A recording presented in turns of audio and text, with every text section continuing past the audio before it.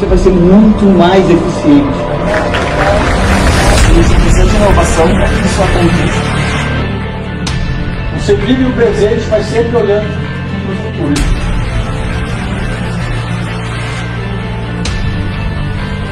O conceito de tempo se tornou uma coisa completamente diferente do que era na época quando eu comecei a trabalhar. Então, se vocês puderem, por gente.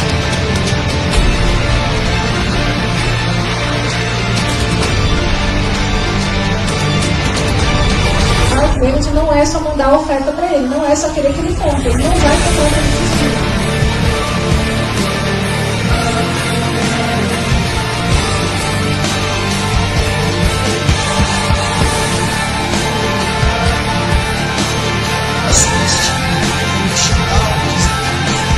Esse menino é genial nessa área de marketing digital, um dos maiores profissionais que eu já conheci.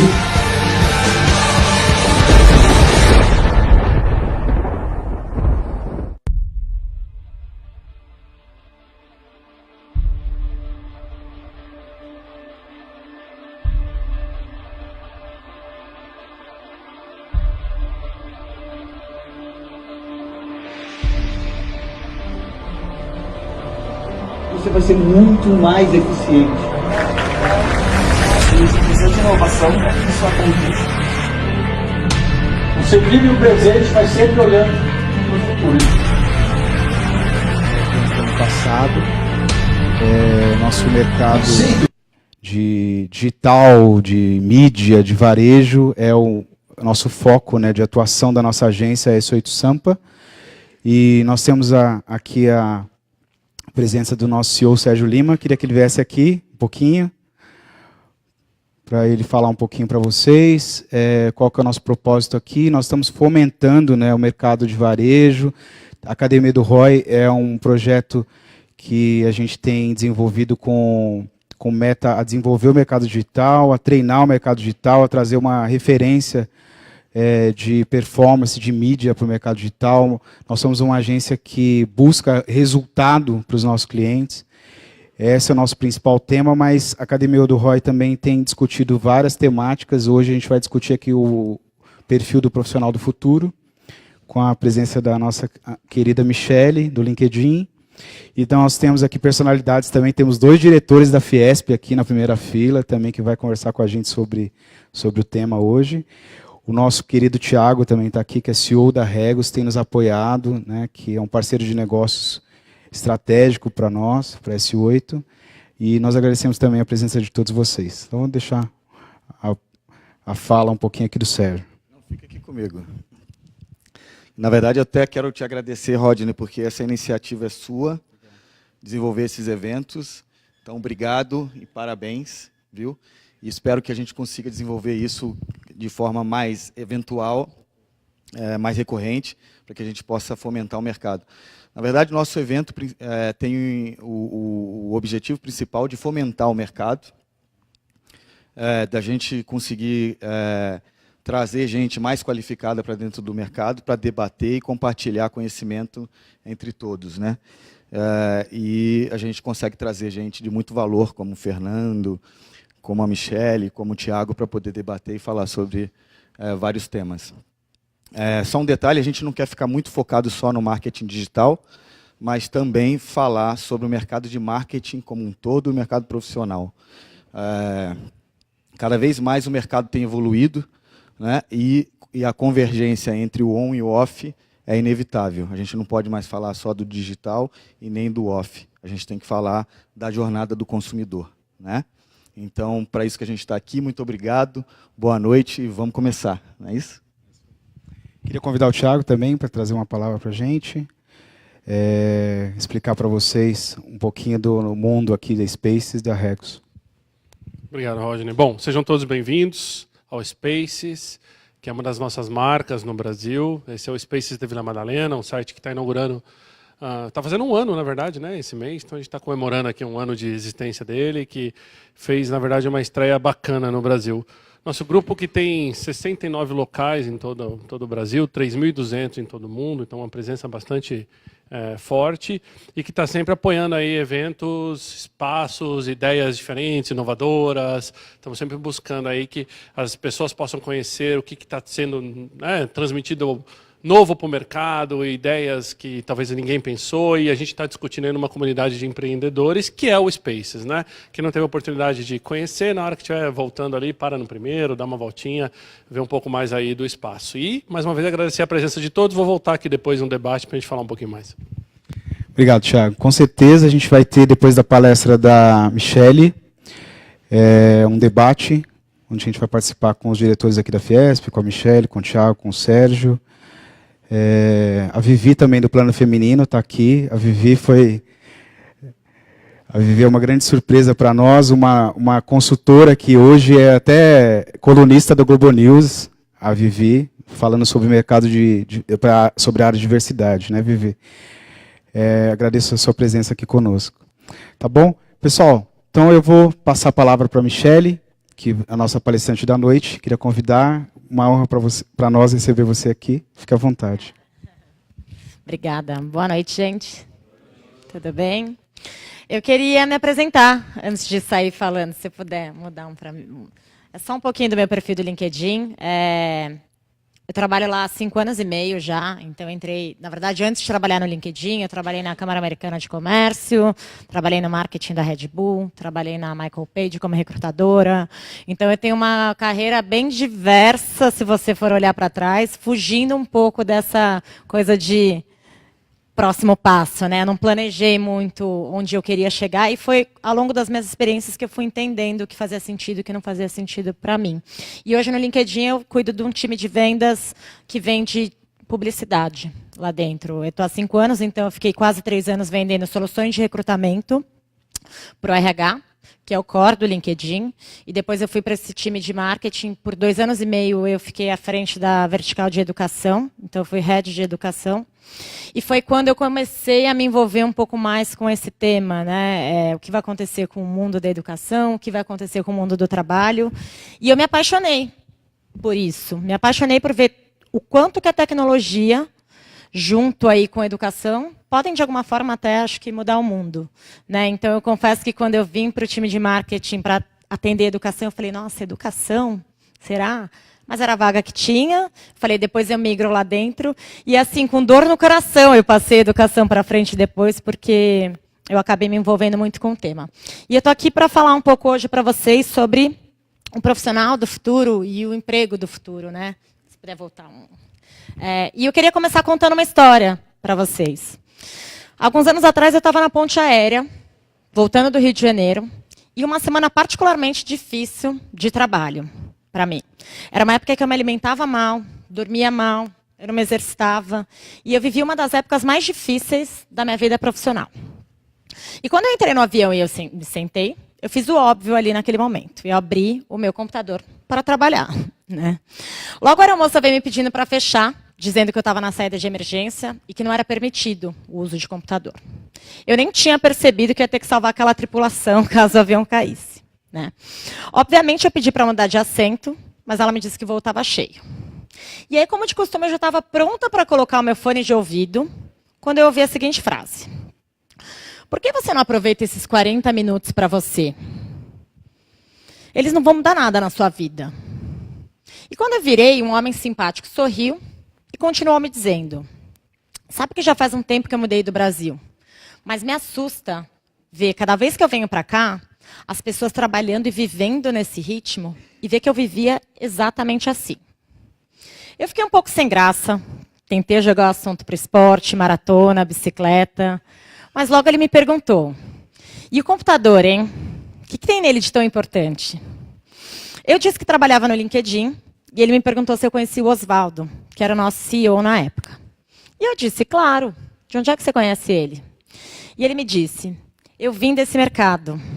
Fui eu que trouxe o Google e o Facebook para o Brasil. Gente, eu fiquei desesperada. 1000 conexões passaram na minha cabeça, pessoas, frases, notícias. Eu sabia quem tinha trazido o Google e o Facebook para o Brasil. Esse cara era uma referência para mim. Mesmo super empolgada, eu tentei conter minha surpresa ali, né? Agi naturalmente e disse, você é o Rohagen? E ele me disse, sou. O fato de eu não saber quem era ele ali me deixou muito mais à vontade para ser eu mesma, pelo menos até aquele momento, né? A gente falou sobre diversos assuntos, startup, empreendedorismo, projetos sociais, Google, Facebook, Instagram, Mark Zuckerberg. Eu podia dizer que eu tinha ido para a Europa. E já chegando em São Paulo, eu pensei, o que eu poderia perguntar para esse cara que, de alguma forma, podia mudar a minha vida profissional? E então eu criei coragem e disse, o que você olha antes de contratar alguém? Entendendo que ele deveria ter contratado um time muito bom para essas empresas estarem onde elas estão hoje. E ele me disse que olhava basicamente 5 coisas. Ele olhava a capacidade analítica que essa pessoa tinha, ele olhava o perfil de liderança, ele olhava as habilidades técnicas que ela tinha ou não para aquela vaga. Eu confesso que eu esqueci uma delas, mas tinha uma que foi a que mais me chamou a atenção, que era entender quem era aquela pessoa fora do ambiente de trabalho. Ele me contou um caso de uma pessoa que ele contratou para o Google, para a área financeira, que ele disse que na entrevista, essa pessoa disse para ele que era um palhaço fora do escritório. E ele disse que isso tinha chamado muita atenção dele. Eu aproveitei e contei que no LinkedIn, todo mês, a gente tem uma reunião com todos os funcionários da empresa, em que os novatos têm que ir lá na frente contar algo que não está no perfil do LinkedIn deles. Que era uma maneira muito parecida de descobrir essa habilidade. E já na fila do táxi, nos despedindo, ele me perguntou, e me diz, hein, o que é que não está no seu perfil do LinkedIn? Eu fiquei um pouco sem graça, não sabia muito o que dizer ali na hora, me pegou desprevenida. E eu acabei contando de um hobby novo que eu tinha na época, que hoje, inclusive, é uma segunda profissão que eu tenho, e disse que eu era DJ. Um pouco sem graça, porque eu achei que não cabia isso dentro do mundo corporativo, tá? O que eu não podia imaginar é que ele ia virar super empolgado e me dizer, mentira, eu sou DJ também. E aquilo, assim, gente, eu quase morri, né? Eu falei, meu Deus do céu, porque foi uma conversa tão legal que a gente teve. E aí, inclusive, eu acho que foi um empurrão para eu realmente aceitar esse hobby, tá? Que eu estava ali, vou ou não vou. E foi nesse dia, no caminho de volta para casa, que eu comecei a pensar sobre o profissional do futuro. Na verdade, mais ainda sobre eu, como uma profissional do futuro. Não é novidade para ninguém que a tecnologia está mudando o mundo e levando a gente para um futuro ainda desconhecido. Nos próximos anos, centenas de milhares de pessoas vão ser excluídas do mercado de trabalho. E esse é um problema em escala global, que vai afetar a economia de todos os países. E se, por um lado, a gente tem um movimento já para esse assunto, me assusta ver que a maioria das pessoas não fazem ideia sequer do tamanho da ruptura tecnológica que a gente está para viver. E eu não estou falando, na verdade, de algo que vai acontecer daqui 200 anos. É uma mudança que já começou e que vai se intensificar demais aí nos próximos 10 ou 20 anos. Você passa para mim. A substituição de emprego por robôs e softwares tem sido tema de diversos estudos. Ah, eu pulei essa. Era o Rohagen. Tem sido tema de diversos estudos. E um deles, o da Universidade de Oxford, aponta que aproximadamente 47% dos empregos tendem a desaparecer nos próximos 20 anos. E aqui eu não estou falando só de motoristas, operadores de telemarketing ou corretores. Professores, advogados e médicos também estão nessa lista. Atualmente, um site chamado WebMD, que é uma coleção de sites de saúde, em que as pessoas podem fazer consultas online, recebe mais visitas do que todos os médicos dos Estados Unidos. Se a gente olhar para o mundo das disputas judiciais, atualmente, todos os anos, mais de 60 milhões de desacordos são resolvidos através de resolução de disputas online, ou seja, robôs, ao invés de advogados e juízes. E se a gente pensa que só nós, seres humanos, vamos ser substituídos por robôs, o Vaticano recentemente concedeu a primeira licença digital a um aplicativo chamado Vaticano, que vai ajudar as pessoas a se prepararem para se confessar. E aí eu fico pensando, como será que vai ser quando a gente tiver que se confessar para um robô padre, né? Pois é isso que está acontecendo no mundo. E se por um lado a gente tem... Pode falar. Ah, é uma boa pergunta. É uma ótima pergunta. Espero que não. Mas... não sei dizer, a gente vai estar sendo muito vigiado, né? Mas é uma ótima pergunta. E se por um lado a gente tem esses milhões de empregos que vão desaparecer, é claro que diante dessa nova economia, muitos novos empregos vão surgir. Mas existe um ponto importante aqui. Se a gente olhar para a trajetória da Revolução Industrial, quando na verdade os empregos, né, dos humanos foram substituídos por máquinas, isso aconteceu geralmente com trabalhos de baixa qualificação. Quando a gente não precisava mais dos trabalhadores agrícolas, que representavam 80% do mercado de trabalho na época, essas pessoas passaram do campo para as vagas que estavam surgindo nas indústrias. Ou seja, eles deixaram de arar a terra e passaram a apertar parafusos nas linhas de montagem. Quando esses empregos das linhas de montagem começaram a desaparecer também, eles passaram de lá para serviços de baixa qualificação, que é onde essas pessoas estão hoje. Até que a gente sempre deu um jeito. Agora, quando as pessoas dizem que haverá novos empregos do futuro, e que os humanos podem ser melhores do que os robôs, e que os humanos podem ser melhores do que a inteligência artificial, a gente normalmente pensa em trabalhos de alta qualificação, como pessoas que vão trabalhar com robótica, com realidade aumentada, com gamificação. Eu não vejo como um motorista de caminhão desempregado, aos 50 anos, que perdeu seu emprego para veículos autônomos, nem como um caixa de supermercado, que não teve oportunidade de estudo, vai se reinventar diante desses empregos do futuro, que vão exigir uma alta qualificação. Se eles fossem fazer isso, a gente já tinha que estar ensinando eles a se capacitarem para isso. Isso faz com que o mundo caminhe para uma desigualdade de classe jamais vista antes. Uma vez que os mais afetados vão ser essas pessoas, de baixa qualificação e baixa renda. E aí, o que a gente faz com tanta gente que vai perder o emprego, né? Qual que é a solução para tudo isso? Muita gente diz que a solução é a possibilidade de se criar uma renda básica universal. Ou seja, oferecer uma renda básica para qualquer adulto do mundo, independente dele trabalhar ou não. Eu confesso que eu fiquei um pouco chocada, primeira vez que eu ouvi falar no assunto, mas ele vem ganhando cada vez mais novos adeptos, inclusive grandes nomes do Vale do Silício, como Mark Zuckerberg e Elon Musk. Essa iniciativa é vista como uma forma de compensar o desemprego que vai ser gerado aí pela automação. Mas existe um ponto importante aqui.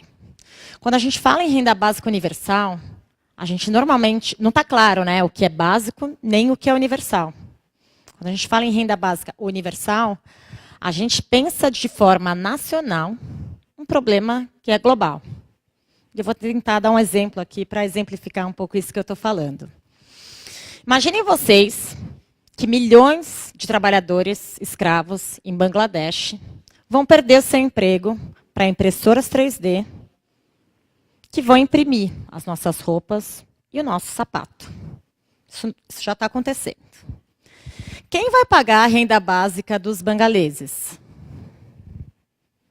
Será que os Estados Unidos e a Europa vão recolher os impostos do Google, da Amazon, da Apple e vão usar esse dinheiro para pagar a renda básica dos bengaleses? Porque não vai ter nem receita, provavelmente, sendo gerada lá? Eu não sei o que vocês acham disso, mas eu, particularmente, não vejo isso acontecendo. E quando a gente fala em renda básica universal, também não está claro o que é básico. O que é básico para vocês? Quais são as necessidades básicas do ser humano? Algumas pessoas vão dizer que alimento e abrigo são suficientes. Já outras vão dizer que educação tem que fazer parte desse pacote. Mas se a gente falar de educação, de quanto tempo a gente está falando? 6 anos? 12 anos? PhD? Quando essas pessoas perderem a sua empregabilidade, a única coisa que vai lhes restar é a renda básica universal. Então, o que compõe esse pacote, essa cesta, é um assunto ético muito delicado. A gente está falando do provável surgimento de uma enorme classe de pessoas ociosas. E aí eu fico pensando, será que essas pessoas que reclamam tanto do trabalho vão ficar felizes com essa possibilidade? Ou será que doenças como estresse, depressão, obesidade e até mesmo o suicídio vão se agravar ainda mais diante dessa falta do que fazer? Mas então, o que a gente faz, né? Com esse cenário, com tanta gente que vai ficar sem emprego? E afinal, quais serão os empregos do futuro? A verdade é que eu não sei dizer quais serão os empregos do futuro. Do mesmo jeito que 10, 12 anos atrás a gente não sabia dizer que haveriam youtubers, desenvolvedores de aplicativo, jogadores de League of Legends, entre tantos empregos da atualidade, a gente não tem muito como prever quais serão os empregos do futuro. 65% dos alunos que estão no ensino básico hoje vão trabalhar em profissões que ainda nem existem. Mas então, como que as universidades e os colégios se preparam para esse futuro tão incerto? Eu já estive algumas vezes no Vale do Silício, visitando as universidades mais inovadoras de lá. Eu visitei universidades sem campus, visitei universidades sem professores, visitei colégios para crianças superdotadas que aprendem através de projetos com impressoras 3D, corte a laser. Eu vi muita coisa muito legal e muito interessante. Mas uma das que mais... eu fui, inclusive, em uma universidade que fica dentro da NASA, que é uma universidade do Google com a NASA, imagino que muitos de vocês já tenham ouvido falar, chamada Singularity University. Mas uma das que mais me chamou a atenção foi uma universidade chamada Minerva School, em que, apesar de... Já ouviu falar? É o máximo, né? Eles têm muitas coisas muito legais. Os alunos que entram, inclusive é uma das universidades mais concorridas hoje do mundo, mais do que Harvard e MIT. E os alunos lá, eles passam por 5 países ao longo de toda a jornada, né? Mas uma das coisas que mais me chamou a atenção nessa universidade foi que, pela primeira vez, eu ouvi dizer que as habilidades do profissional do futuro não serão mais as habilidades técnicas, e sim as habilidades comportamentais. Uma vez que, com a inteligência artificial, os robôs vão poder fazer quase qualquer coisa que nós humanos fazemos hoje do lado técnico, eles vão poder desenvolver essas habilidades, mas ao menos não tão cedo se vê a possibilidade dos robôs desenvolverem as capacidades comportamentais. E o World Economic Forum reforçou esse insight quando apresentou a lista das 10 habilidades do profissional do futuro e reforçou que todas elas, sem exceção, serão habilidades comportamentais. Resolução de problemas complexos, pensamento crítico, criatividade, liderança e gestão de pessoas, trabalho em equipe, inteligência emocional, que para mim talvez seja uma das mais importantes, julgamento e tomada de decisões, orientação a serviços, negociação e flexibilidade cognitiva. Ou seja, o ser humano do futuro vai ter que aprender como pensar e não mais o que pensar. A gente cresceu aprendendo o que pensar. A gente cresceu ouvindo o que era certo, o que era errado. Né? Os nossos pais, os nossos professores, os nossos chefes dizendo isso é certo, isso é errado. E diante de um modelo linear industrial como aquele que a gente cresceu, fazia muito sentido. Se a gente fizesse tudo certinho, a gente tinha uma chance enorme de sermos bem-sucedidos. Já na era digital, decorar nomes e fórmulas já não faz mais sentido. As respostas estão prontas na internet. Isso não quer dizer que a gente não vai ter que se desenvolver tecnicamente. A gente vai, sim, ter que desenvolver essas habilidades. E a chance delas estarem ligadas à tecnologia é enorme. Uma vez que a tecnologia agora não é mais uma questão só do profissional de TI. A tecnologia é uma questão de todos nós. Né? Porém, essas habilidades técnicas vão ter um prazo de validade muito curto. Uma vez que, com a velocidade das mudanças, o que se aprendeu hoje, ano que vem não vale mais. Né? Dizem que o profissional do futuro, então, diante desse cenário, ele vai ter que ser um long life learner. Ou seja, ele vai ter que aprender para sempre. Aquela história de que a gente vai estudar até os 20 e poucos anos, e a gente vai entrar no mercado de trabalho, e a gente vai fazer 1, 2, no máximo 3 pausas para um MBA, um mestrado, uma pós-graduação, vão fazer cada vez menos sentido diante dessa nova economia. Dizem, inclusive, que esse profissional do futuro vai ter aproximadamente 5 carreiras ao longo da vida. Isso se elas não acontecerem ao mesmo tempo. E aqui eu não estou falando de um oftalmo que vai virar gastro. Né? São carreiras completamente diferentes. E eu estava, inclusive, aqui conversando com o Thiago, né? A gente pode acordar, ir para o escritório, ele vai contar depois de um hobby muito legal que ele tem, que eu diria que é uma segunda profissão que vai valer muito dinheiro. Eu tenho uma segunda profissão também. E esse profissional do futuro vai estar, e não vai ser. Eu vou acordar, eu não sei quais são as profissões do futuro, mas eu vou acordar, eu vou lá dirigir, fazer um Uber, né? Vou dirigir e levar umas pessoas. À tarde eu vou dar uma palestra em um lugar. À noite eu vou ser DJ em outro. Então você vai estar e não mais ser uma única coisa. Pois é. Tudo isso que eu trouxe aqui são possibilidades, né? Claro que pode ser que isso aconteça, pode ser que não. Quando a gente fala de futuro, a gente não pode garantir muita coisa. Mas o que eu sinto é que, independente do que aconteça no futuro, nós, seres humanos, estamos ficando cada vez melhores em compreender o cérebro e a inteligência, e a gente está desenvolvendo cada vez menos a nossa consciência. E as pessoas confundem inteligência e consciência.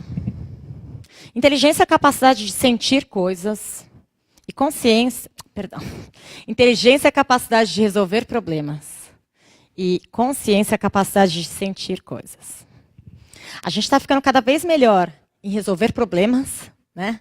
Mas a gente está ficando cada vez menos hábeis a lidar com as nossas emoções, né?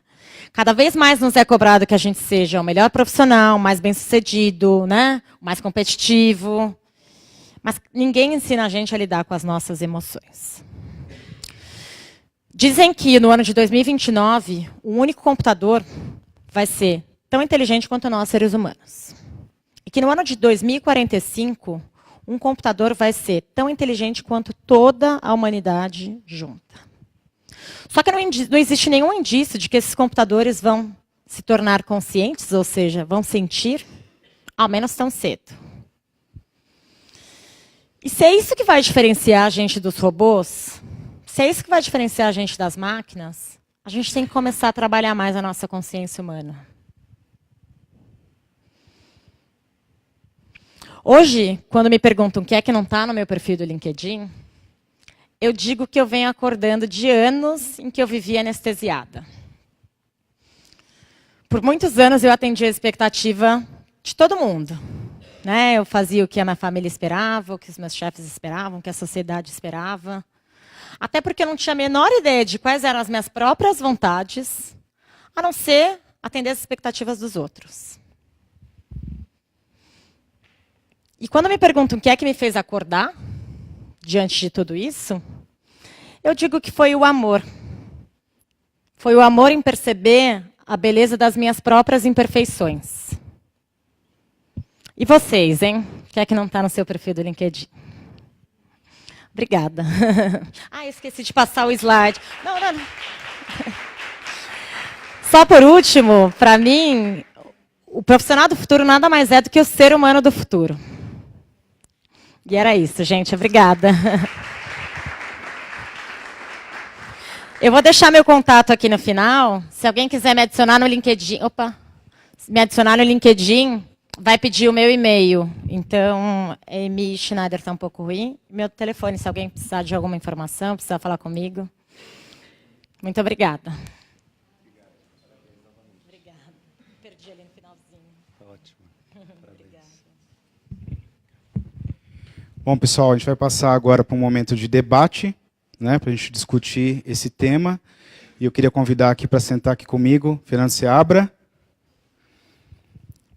Sérgio Lima e Thiago Alves.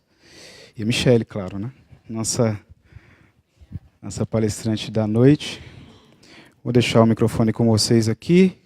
Os microfones, vocês me ajudam aqui, meninas? Passar o microfone para vocês. Vocês que também queiram fazer perguntas para a gente, também fiquem à vontade. Daqui a pouco a gente vai passar o microfone para vocês. Precisa de todos os microfones que tiverem disponíveis.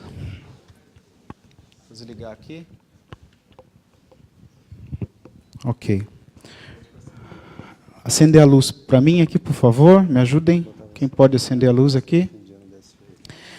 Bom, a gente preparou algumas questões aqui, para a gente aquecer um pouquinho, e depois a gente vai receber algumas perguntas de quem está assistindo a gente ao vivo, aí na página DS8, no Facebook. E vocês também podem fazer perguntas. Bom, eu vou começar perguntando para a Michele, né, que acabou de falar aqui com a gente. A gente selecionou algumas questões aqui. A primeira questão é, quais são... Você falou sobre isso, óbvio, né, mas só para a gente pontuar. Quais são os maiores desafios no mercado de trabalho hoje? Afinal de contas, a gente está vivendo um momento de crise, né, de desemprego altíssimo. As pessoas estão cada vez buscando mais qualificação, buscando cada vez mais habilidades. E você já falou aqui qual é o perfil, né, desse novo profissional, o que hoje o mercado está buscando. Você tem essa vivência dentro do LinkedIn. Eu queria ouvir a sua opinião, mas falando mais hoje agora também de como que o mercado tem buscado os profissionais hoje, usando as redes sociais, dando um panorama para a gente sobre isso. Eu acho que redes sociais é um caminho sem volta, né? Então, como você se porta, acho que as suas conexões, pouco se fala, pelo menos dos eventos que eu participo, se fala muito das habilidades, dos cursos, né? De como você se posiciona, mas para mim, e eu estava inclusive falando, esqueci o seu nome, mas Marco, networking é uma coisa chave, fundamental. Fazer conexões e manter conexões, se relacionar, participar de eventos, trocar cartões, enfim. Né? Não adianta você só fazer cursos e ficar dentro de casa. Então, acho que networking é um ponto crucial. E, sim, se desenvolver cada vez mais. Então, o Alvin Toffler, que é um futurista, diz que o analfabeto do século XXI não será aquele que não sabe ler e escrever, e sim aquele que não sabe aprender, a desaprender e a reaprender. Então, eu acho que o principal é você não focar em uma única coisa e ficar confortável, e se reinventar sempre, porque vai tudo mudar muito rápido agora. Eu tenho uma pergunta para o Sérgio, né, uma provocação para ele, porque eu fiz uma pesquisa e vi que as agências, as consultorias, estão usando muito as redes sociais para selecionar as pessoas. E eu vi que 67% das pessoas não são chamadas para entrevistas porque o que as pessoas viram no perfil delas. Queria que você falasse sobre isso. É verdade. A gente, lógico que sempre vai investigar as redes sociais das pessoas para entender se elas estão dentro do perfil ou não da empresa. Mas isso cada vez mais é um critério menos importante do que o tete-a-tete, porque, como a Michele citou, também algumas coisas fora da curva chamam bastante atenção. Então, também não tem que ter aquela rede social careta, e quando eu vejo alguma coisa diferente, mas que a gente pode aproveitar como talento, a gente sempre chama para conversar. Então, é bem importante cuidar das redes sociais, sim. Posso fazer um comentário? Pode. Pega aqui. E falar que as pessoas reclamam hoje de falta de privacidade, mas não se dão conta de que o público é privado, de que o privado é público. Elas se aproveitam de uma certa forma para saber muito da vida dos outros e não querem que as pessoas só saibam da vida delas, né? Mas o que a gente faz hoje, a qualquer momento, está todo mundo vendo em qualquer lugar. Então a gente tem que ter só muito cuidado. Só o caso do momento agora são os brasileiros que passaram aquele vexame internacional lá na Rússia e tal. A gente pode até falar disso só depois. Mas eu acho que quem não se dá conta disso e não sabe viver com essa realidade está totalmente fora do que, não do que é o futuro, mas do que é o presente, né? Mesmo quem não é atuante nas mídias sociais e no digital, está podendo ser visto a qualquer momento. Então, isso é interessante, a gente se dar conta e respeitar, e estar ciente de que realmente você não tem privacidade, e ponto final. Esse é o novo mundo, né? Respeite o outro, os outros vão te respeitar na mídia. Posso só adicionar, principalmente para quem estiver procurando emprego, e aí falando um pouco mais de LinkedIn, coisas básicas que às vezes as pessoas não percebem e que isso faz toda a diferença quando tem alguém buscando o seu perfil no LinkedIn. A primeira delas é foto. Então, assim, colocar uma foto, e aí as pessoas às vezes falam, só para vocês terem uma ideia, perfis com fotos são 14 vezes mais acessados do que os perfis sem fotos. E aí, que tipo de foto eu tenho que pôr? Muitas pessoas perguntam também. Tem que ser uma foto que representa o seu ambiente de trabalho. Então, se você é um advogado que ainda trabalha de terno e gravata, talvez caiba você colocar uma foto sua de terno e gravata. Se você já trabalha numa empresa um pouco mais informal, cabe uma roupa mais informal. Nada de óculos escuro, foto de noiva, foto na piscina, recortar a foto, eu estou aqui abraçada. Que são coisas óbvias, mas tem muita gente que ainda faz isso. Então, essa é uma das primeiras. A segunda, como que um recrutador procura alguém? Ele normalmente vai por palavras-chave ou por cargo.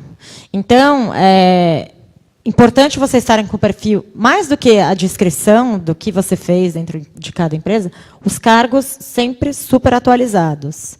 E o que colocar nessa descrição não é o job description da posição. Né? Você é um executivo de vendas. O mercado sabe o que faz um executivo de vendas. Que números você alcançou como vendedor ou em vendas? Quanto que você fez da sua meta? Você atingiu algum clube ou alguma premiação? O que você fez de diferente do job description? Então, tem coisas básicas que, às vezes, as pessoas não fazem e que pode mudar a carreira delas, tanto para quem está procurando quanto para quem não está. Né? Hoje em dia, a maioria das pessoas que são contratadas no LinkedIn são as que não estão procurando emprego. Então, desculpa entrar aí Sem correndo. Problema. Só 3 pontos que eu queria colocar também, aproveitar essa provocação, é que a gente, nosso mercado, o mercado publicitário, o mercado que eu atuo, a gente costuma chamar muito mais pessoas que têm um perfil mais simpático, pessoas que estão sorrindo na foto e não pessoas sisudas, porque a gente quer boa energia, né? Do lado contrário, também tomar muito cuidado com a sua opinião, porque muitas vezes a sua opinião ela é sua e não importa muito para todo mundo, né? Então, tomar cuidado com a forma com que você se expõe e coloca a sua opinião, porque, citando novamente o caso lá da Rússia, dos brasileiros, que para eles era engraçado, para a maioria não. Expor uma mulher nas redes sociais não é engraçado, né? Então, tenham um perfil simpático, mas, ao mesmo tempo, tenham também cuidado com as opiniões. Né? Posso compartilhar uma experiência aqui? Mais ou menos 1 ano atrás, a gente começou a discutir na nossa equipe aqui como é que a gente podia ser mais engajado em redes sociais, etc. Sempre fui um usuário bastante ativo no LinkedIn, outras mídias, e a gente começou a conversar e pensamos assim, a gente podia expor mais nossa cara na mídia. Como é que a gente faz? Vamos fazer entre a gente aqui, vamos gravar, e fica sempre aquela coisa, não, vamos fazer um negócio mais profissional, um negócio produzido, né? Vamos chamar uma equipe para produzir. Aí um dia acabei que eu comprei uma câmera de um colega, falei, não, peguei ali o Dante, que está até vendo a gente ali, que é diretor da Regos aqui também, e falei, Dante, vamos sair andando. Saímos andando ali na Vila Olímpia, né, Dante? Pegamos o celular, a câmera, viramos para a gente, vamos gravar, vamos ensinar alguma coisa para quem não conhece, vamos ensinar a usar o aplicativo da Regos. Que já não é fácil, assim, apesar de ser um app, né, ser um negócio simples, mas, né, tipo um aplicativo, ele sempre requer um mínimo de instrução. Vamos ensinar, e saímos batendo um papo, fizemos 1 minuto e pouquinho de vídeo, salvamos aquele vídeo e postamos no LinkedIn. Cara, aquilo revolucionou a forma como a gente passou a se comunicar na Regos no Brasil. Revolucionou. Na época eu tinha, sei lá, 8 mil seguidores, hoje não sei, mas eu devo estar com 25 mil seguidores, os artigos, as publicações que eu faço, a mesma coisa a minha equipe. Virou, dentro da nossa empresa, um meio de comunicação. Toda vez que tem uma coisa nova, a gente vai e cria. Abriu portas para a gente se conheceu através de posts de mídia social, se você pensar bem. Né? A forma como a gente interagiu a primeira vez. Aquela foto minha na piscina. Então, na hora que ela falou, não põe foto de piscina, tá? Eu pensei nisso. Mas... como perfil. Deve ser o perfil, talvez. Claro que não. Hoje, né? Estão mudando já. Mas isso, assim, bem na linha do que o Fernando estava falando, assim, você se expõe, e se você consegue se expor de uma maneira que seja espontânea, passando uma mensagem positiva, olha que bacana, a gente cresceu 44% de 2016 para 2017, e vamos entregar de novo esse ano pelo menos 44% de crescimento. No meio da crise, como é que eu poderia comunicar isso com o mercado? Com uma agência de PR, fazendo um monte de press release, ótimo, fazemos. Mas sabe como é que chega na mídia social? É impressionante. O que a gente recebe de solicitação de entrevista para revista, para veículo, para TV, porque o cara vê no LinkedIn que você abriu uma unidade por semana, que tem sido a nossa média, o cara fala, opa, peraí, eu quero conversar com esses caras, eles estão crescendo, entendeu? Então, eu acho, né, na tua linha, mídia social veio, vai ficar, vai ditar como o mundo é lá na frente. Na linha da tua palestra, até te perguntar assim, você acha que a gente vai responder para um app no futuro? Né? Porque se o app vai ter a inteligência para fazer, né, ele não vai ter a questão emocional, mas quando a gente pensa em KPIs, a gente vai acabar reportando para um app. Né? Será que a gente está pronto para isso? Já está quase fazendo isso, né? Verdade. Já trabalha com métricas, dados. Fala no microfone, a gente está ao vivo e as pessoas ouvem. Não, estava só concordando e dizendo que a gente já está trabalhando um pouco assim, atrás de métricas, de números, dados, acho que cada vez mais. Ok.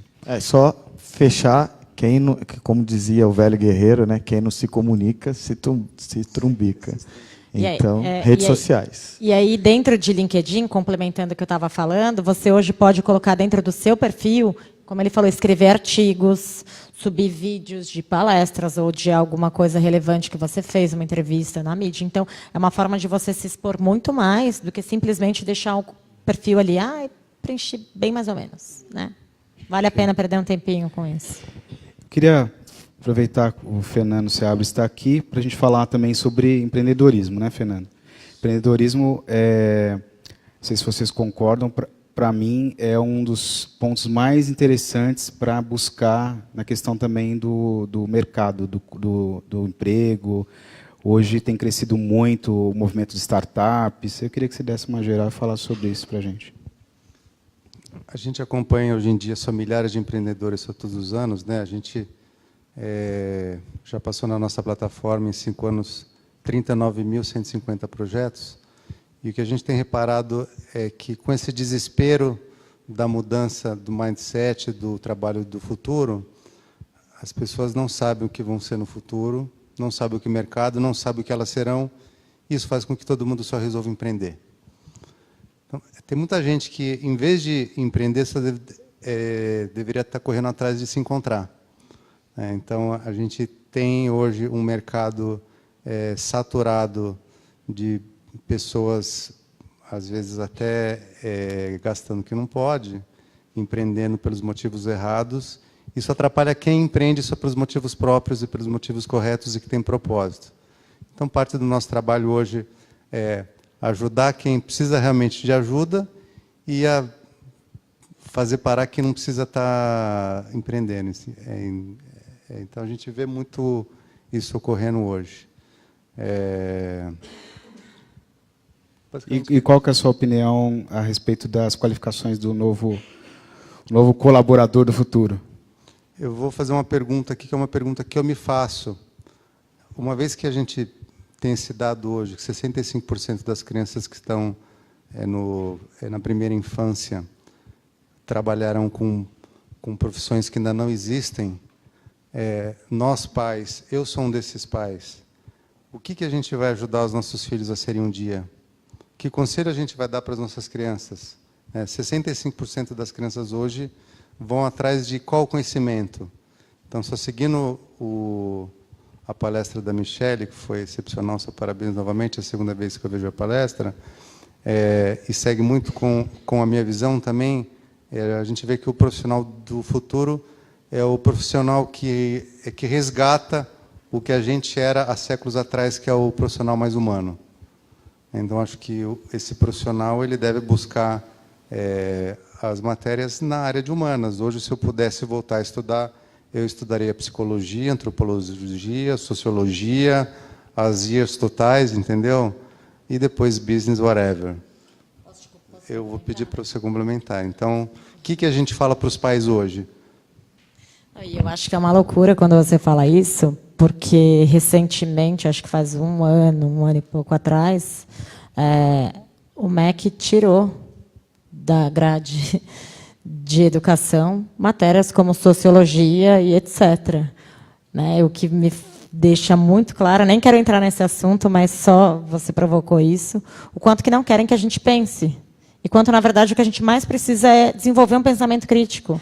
E não simplesmente aceitar tudo o que dizem. Então, quando você me pergunta o que ensinar para os meus filhos, as habilidades técnicas a gente realmente não tem como saber, mas é desenvolver as habilidades comportamentais, de como eles lidam com problemas, de como eles vão ser mais criativos, de como eles lidam com pessoas, porque isso vai ser importante independente do lado técnico do que vier, da parte técnica. Então, quem sou eu também para falar sobre o que ensinar, o que não ensinar, mas eu não tenho filhos, mas acho que é um pouco do caminho que eu trabalharia. E desenvolver o lado humano, que eu acho que a gente esqueceu um pouco disso, né? A gente ficou tão focado em... A nossa geração talvez tenha sido tão educada para ser bem-sucedida, para performance e ganhar dinheiro e construir uma carreira, que a gente deixou um outro lado super importante de lado. E é o lado que vai diferenciar a gente dos robôs. Acho que, para complementar um pouquinho, você pensar que a gente está num gap de 3 gerações, né? A geração que está aposentando agora, a geração Y, que foi pega na transformação digital, e uma geração que chegou 100% digital. Né? E que, para essa geração 100% digital, você não precisa falar nada, o conhecimento já está na mão deles desde quando eles são pequenos. Eu tenho 2 filhos pequenos, meu filho de 6 anos, você pergunta para ele o que você quer ser quando crescer, é youtuber. A primeira opção dele, youtuber. Né? Exatamente. Ele soltou esses dias que a gente achou, mas quando você crescer, você vai querer trabalhar para ter suas coisas, como é que você vai fazer? Ele, eu não, pai, essa casa já tem tudo, por que eu vou trabalhar? Entendeu? Mas olha o mindset. Eu comecei a pensar, bom, esse aí vai andar de Uber, né? Vai ficar de Airbnb, porque ele já tem esse mindset desde pequeno. E a geração que está vindo no trabalho, ela é muito focada nisso. A gente acompanha nos espaços flexíveis, porque você tem que desenhar um espaço, muitas vezes, pronto, seguindo a lei, e tantos metros quadrados por pessoa, tanto de iluminação, ar-condicionado, a prova com bombeiro, 2 saídas de emergência. Você faz todo aquele desenho e chega a nova geração que quer sentar numa bola de pilates para trabalhar. Né? Aí você fala, bom, como é que você lida com isso? Porque é a realidade. E vai ser um pouco mais... Vai ser todo mundo que vai sentar na bola? Não, alguns vão ter um puff. Mas você vai ter uma demanda muito grande de pessoas que cada vez mais vão estar fora da caixinha. E as empresas vão ter que estar preparadas para isso, porque daqui a pouco a geração inteira é fora da caixinha. Hoje a gente tem um mix de 3 gerações aí. Mas daqui a pouco, você falou 2045 talvez, né? Qualquer computador vai ser mais inteligente que todos nós. Eu acho que os espaços de trabalho vão ter que estar até muito antes preparados para isso, né? Porque já é o tipo de demanda que a gente tem hoje. Eu acho que essa nova geração está exatamente em cima do que você falou. É mais ser do que ter, né? Deixa eu pegar o microfone para você. Pode perguntar. Oi. Tá. O meu filho tem 10 anos e estuda na frente de casa, só atravessar a rua. Mas é bem cedinho, ele entra às 7. Aí ele tem uma mala de rodinha, perfeito. Ele falou, mãe, não entendo por que eu carrego essa mala. Aí eu falei, porque você tem que ir para a escola. Eu estava com sono, 10 para 7. Biel, você tem que levar o material, você está com sono. Tá, mas eu faço a lição no portal educacional. Eu até despertei, assim. Falei, Eu falei, isso aqui tinha que estar tudo no meu computador. Aí eu assim, é assim, exatamente. Então, ele tem 10 anos. E ele já, sobre mindset, muito... É real já, né? Alguém quer fazer alguma pergunta? Só uma coisa, Rodney. Eu tenho 2 filhos, um de 14 e uma de 4. E a minha única preocupação que eu tenho com eles, a menina é super poderosa, com 4 anos, e o menino um gênio. É não colocar nenhuma barreira e nem tentar empacotar eles da forma com que eu acredite, sim, deixando que eles tenham a escolha deles para construir a vida deles da forma com que eles quiserem, porque eu acredito muito, e um pouco do que a Mi falou, é que a capacidade de se adaptar vai fazer com que você tenha ou não sucesso no futuro, se adaptar muito rápido. Então, a minha única preocupação é não travar eles de nenhuma forma para que eles construam o futuro da vida deles da forma com que eles tiverem que viver naquele momento que tiver. Né? Porque você acorda num dia, a tecnologia é de um jeito, no dia seguinte mudou e completamente diferente. Né? Eu tive num evento em BH, que inclusive a convite do Gui que está aqui, e eu entrei num universo que me deixou extremamente assustado, por eu estar distante, mas agora já me aproximei, que é dos gamers. Um evento que parecia o final da Copa do Mundo, a molecada lá sentada assistindo, eu não entendendo nada, e vibrando, e aquela multidão de gente, e as premiações monstruosas, os caras ganhando uma grana, com 14, 15 anos de idade, super bem-sucedidos e preparados para aquilo ali. Né? Se você for conversar sobre outra coisa, eles podem estar até meio por fora e estarem na idade mental, né? Mas dentro daquele universo ali, eles reinam e se adaptam muito rapidamente. Então, acho que a minha única preocupação é deixar com que eles possam seguir a vida deles da forma com que eles acreditarem. Não, sim, eu ia dar exatamente o exemplo da gamificação, que é o que a gente tem sentido aí como a maior tendência. Aí, a gente falou bastante aqui do futuro do trabalho, né? E o futuro do trabalho, além dele ser digital, ele vai ser gamificado. Então, as empresas vão ter que investir cada vez mais em...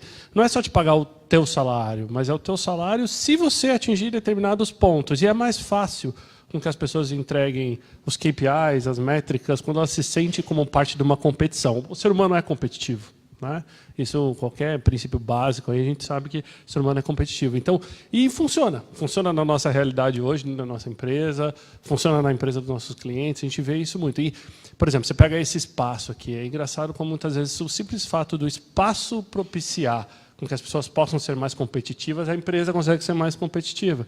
São coisas bobas, assim, que muitas vezes você olha e fala assim, vamos colocar uma mesa de futebol de botão, um pebolinho, uma coisa desse tipo, e você fala, coisa besta, é para distrair. Mas não é. Aquilo ali você tem uma disputa entre funcionários que gera coletividade, que gera... Força muitas vezes o network, né? Eu brinco muito com o pessoal aqui que network não é um negócio que você senta e automaticamente você faz, né? A gente vê os millennials muitas vezes sentando lá no coworking, bota um fone de ouvido, olha o computador o dia inteiro, que network aquele cara está fazendo, né? Só se for no League of Legends, que ele estiver jogando lá. E não é. Muitas vezes o networking é forçar encontro, é fazer isso, é o cara trombar no corredor, é o cara pagar um café, né? Você estava comentando do cartão comercial, né? Tipo, eu era da época que a gente fazia evento, no final do evento você contava quantos cartões você pegou e competia, né? Você pegou quantos? 20? Peguei 30.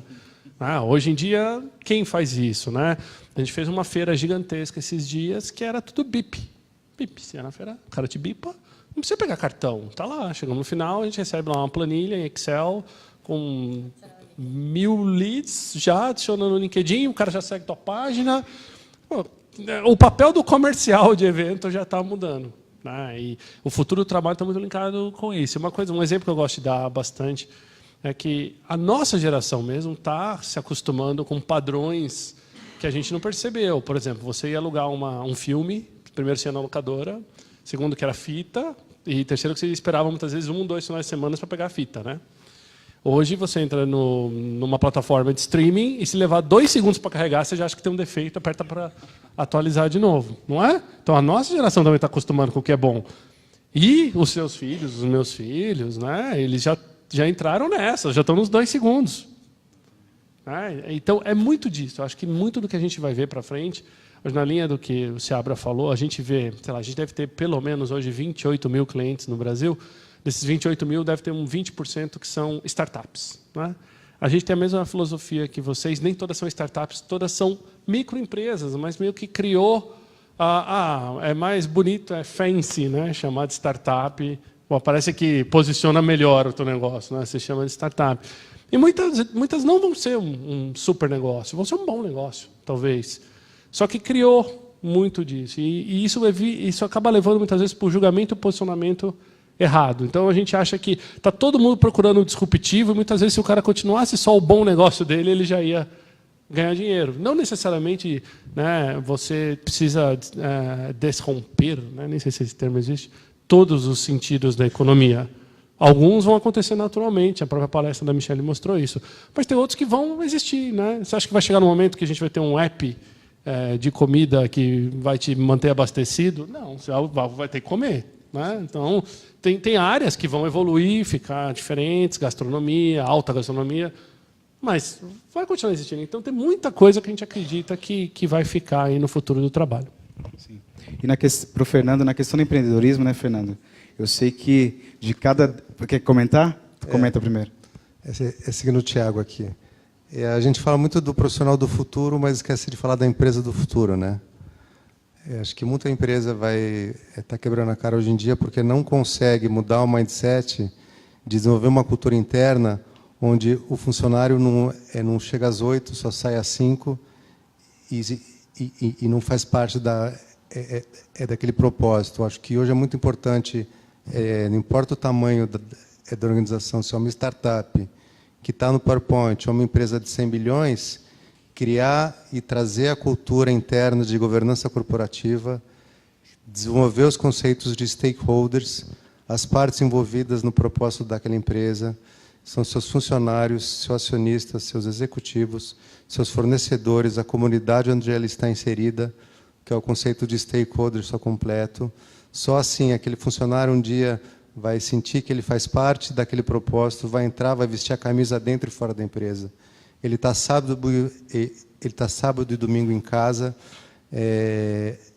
não pensando na empresa, mas vivendo a empresa porque aquilo faz parte do sangue dele, entendeu? Então, essa é a empresa do futuro. A empresa que não trabalha assim vai perder esse funcionário para quem trabalha assim, porque a gente quer ser parte de algo, né? Por isso que algumas profissões cresceram muito só nos últimos anos, porque ajudam o indivíduo a encontrar a sua missão e o seu propósito. Então, a empresa do futuro, ela tem que ser a empresa do hoje, e tem muita gente que está quebrando a cara por causa disso. Isso eu queria saber a opinião da Michelle, inclusive eu preparei um monte de pergunta aqui, não vou perguntar nada depois da sua palestra que está aqui, porque você já abriu minha cabeça, já mudou o meu pensamento, mas, como a gente estava conversando lá fora, a dificuldade de achar gente qualificada, né? Porque tem muita gente desempregada, mas muita gente desqualificada. Qual que é o papel da empresa em manter isso tudo que o Seabra também falou, manter o funcionário qualificado e manter o talento hoje no mundo tão competitivo que a gente acaba sendo o celeiro para empresas maiores tirarem nossos talentos e cada vez mais cedo, né? O funcionário fica 6 meses, ele já acha que está uma década dentro das empresas. Claro. Acho que complementando um pouco do que vocês dois falaram, o que eu vejo que aconteceu no mundo e aí eu vou dar o meu pai como exemplo, ele trabalhou a vida inteira na Petrobras. Antigamente, quando uma pessoa entrava em uma empresa, acho que uma geração anterior, talvez a nossa, ele ficava a vida inteira naquela empresa e era o máximo. Pô, consegui esse emprego, eu vou manter ele até o fim, né? Porque naquela época, principalmente de indústrias, né, quando você olha, as empresas mais valiosas eram as empresas que tinham ativos fixos ali. E que a mão de obra, a maior parte ela era operacional. As empresas mais valiosas eram as montadoras, né? Enfim. Quando você olha o mundo de hoje, as empresas mais valiosas, quando você olha de ativo fixo, ela não tem nada muito relevante. O que ela tem são as pessoas. Então, hoje em dia, as pessoas fazem completamente a diferença se você é uma boa empresa ou não. E aí começa a briga, né? Quem vai trabalhar. Então, as empresas, acho que de tecnologia, sem dúvida alguma, iniciaram esse conceito, né, de não tenho mais horário, e aí eu trabalho em uma empresa que é isso, eu faço meu horário, se eu quiser, olha, chefe, hoje eu estou aqui na praia, mas tudo bem, eu tenho meu número e minha responsabilidade. E tem ping-pong, e tem comida, assim, gente, até você não aguentar mais comer, sabe? E tem mais... E aí o que acontece? Se uma empresa desse perfil não dá tudo isso, a do vizinho dá. Os concorrentes dão. E aí eu falo, pô, mas aquela ali está mais legal, está me oferecendo algo que essa aqui não está me oferecendo. Então, acho que isso mudou completamente nos dias de hoje. E onde eu vejo que pega muito é a cultura, né? Então, misturando um pouco ali, são os valores, é o ambiente que você constrói. Eu, particularmente, antes de entrar no LinkedIn, eu tinha mudado bastante de emprego e eu tinha quase que desistido. Eu estava partindo para empreender porque eu falei, acho que o problema sou eu. Já, sabe, ou eu não gostava disso, ou daquilo outro, e eu achava que eu não tinha perfil. E aí eu entrei no LinkedIn meio que, putz, será? Um me chamou, outro me chamou, que eram pessoas, quando logo que o LinkedIn veio para o Brasil, tentaram me indicar, eu falei, eu não tenho perfil. Um insistiu, falou, vem almoçar, acabei entrando. E eu me apaixonei pela empresa. Eu já tive a oportunidade para ir para outras tão legais quanto, mas a cultura, as pessoas. Uma coisa muito legal que tem no LinkedIn, talvez para você tentar, é a colaboração. Então, quando eu entrei lá, era impressionante, quando eu precisava de ajuda, você entra sem saber nada, as pessoas paravam tudo o que estavam fazendo para te ajudar com a maior boa vontade do mundo. Eu falava, nossa, coisa estranha, eu nunca tinha vivido isso.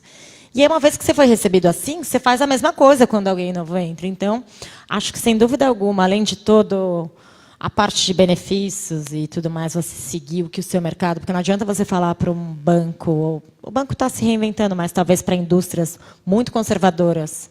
Então você pode vir de bermuda e você faz seu horário. Não dá, não cabe. Mas dentro do seu mercado, como você pode trazer coisas novas e criar uma cultura forte? É o que eu acredito e que eu vivo. Obrigado, Michele. Outra questão que talvez que a gente colocou, que 50% a 60% das profissões que existem hoje não vão existir mais, né? 50% das profissões que vão existir não existem hoje ainda. Queria a opinião de vocês, o que vocês acham que vai vir aí?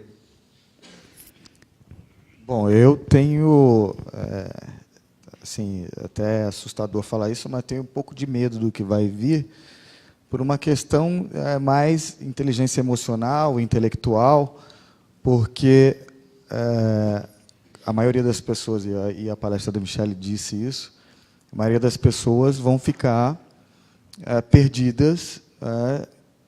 Hoje a gente já vê um pouco isso, né, nas profissões. As pessoas que são, não desmerecendo a questão do Uber e tudo isso, mas você vê muita gente qualificada, qualificada entre aspas, formada, dirigindo Uber, né? E aí qual a diferença de uma qualificada e formada que está no mercado de trabalho e uma que está dirigindo Uber? É só oportunidade? Será? Né?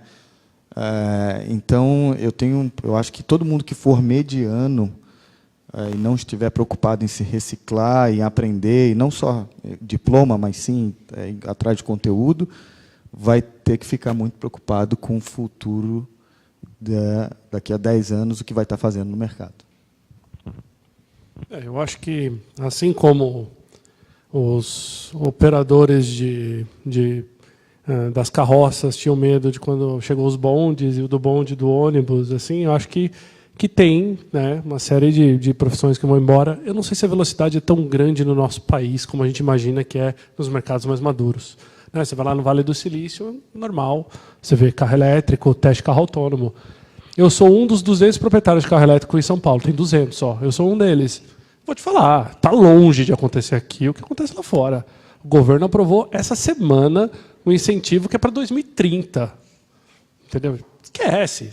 Estados Unidos, China, Europa, vão estar anos-luz na nossa frente. Eu acho que alguns mercados, e aí, infelizmente, a América Latina padece desse mal, em geral, eles demoram demais a adaptar. Então, a gente vai ser desrompido por outros mercados que vão estar na nossa frente. A gente vai pagar mais caro para trazer essas tecnologias para cá.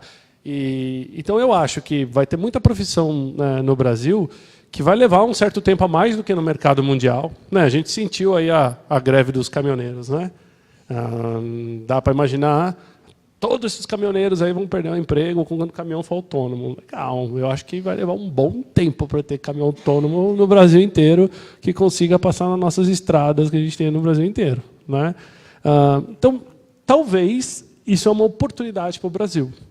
Porque quem conseguir se reinventar antes, quem conseguir se adequar e mudar o mindset, vai estar anos-luz na frente da concorrência aqui. Talvez não com a concorrência global, mas com a concorrência aqui. E aí eu acho que o perigo no outro ponto é a concorrência global. Hoje, qualquer um de vocês pode contratar um job de qualquer, sei lá, preciso fazer um retoque num arquivo. Você entra num site, você põe lá, quero pagar $100, pode ter um cara do Irã que entra lá e pega o teu job e faz e te entrega com a mesma qualidade, se não até melhor, que você contrataria aqui.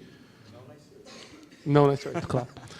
Mas, por exemplo, esse tipo de serviço, on-demand, global, a gente não sente ainda essa concorrência, porque o Brasil é um mercado ainda, né, fechado, mas a gente vai começar a sentir, porque o mundo vai ser muito mais digital do que é, e a gente já não vai mais saber se a gente está falando com uma pessoa que está no Irã, na Europa, ou, né, em Rondonópolis, exatamente, ou se é um chatbot.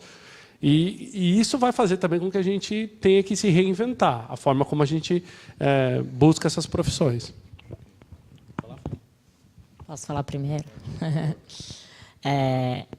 Antes de você falar, a palavra que vem na minha mente é medo. Adoraria dizer o contrário, adoraria... Não, gente, vai ser tudo lindo, eu morro de medo do que vai acontecer. Concordo com você quando você disse que no Brasil vai demorar mais, e principalmente quando se fala de carro autônomo. Estou super alinhada com o que você falou. Mas já tem muita coisa acontecendo, inclusive o Rohagen, que eu contei a história, né, aqui no começo, eu tenho um outro amigo que está sócio dele em uma empresa de chatbot, e eles estão com vários pilotos, com empresas enormes, que estão para demitir 60 mil pessoas, 80 mil pessoas, 40 mil pessoas, operadores de telemarketing, profissionais de varejo. Então, acho que no Brasil demora mais, mas acho que vai acontecer. E, infelizmente, eu não tenho a resposta para a solução dos nossos problemas. Acho que o país vai sofrer, o país não, mas o mundo vai sofrer muito com isso.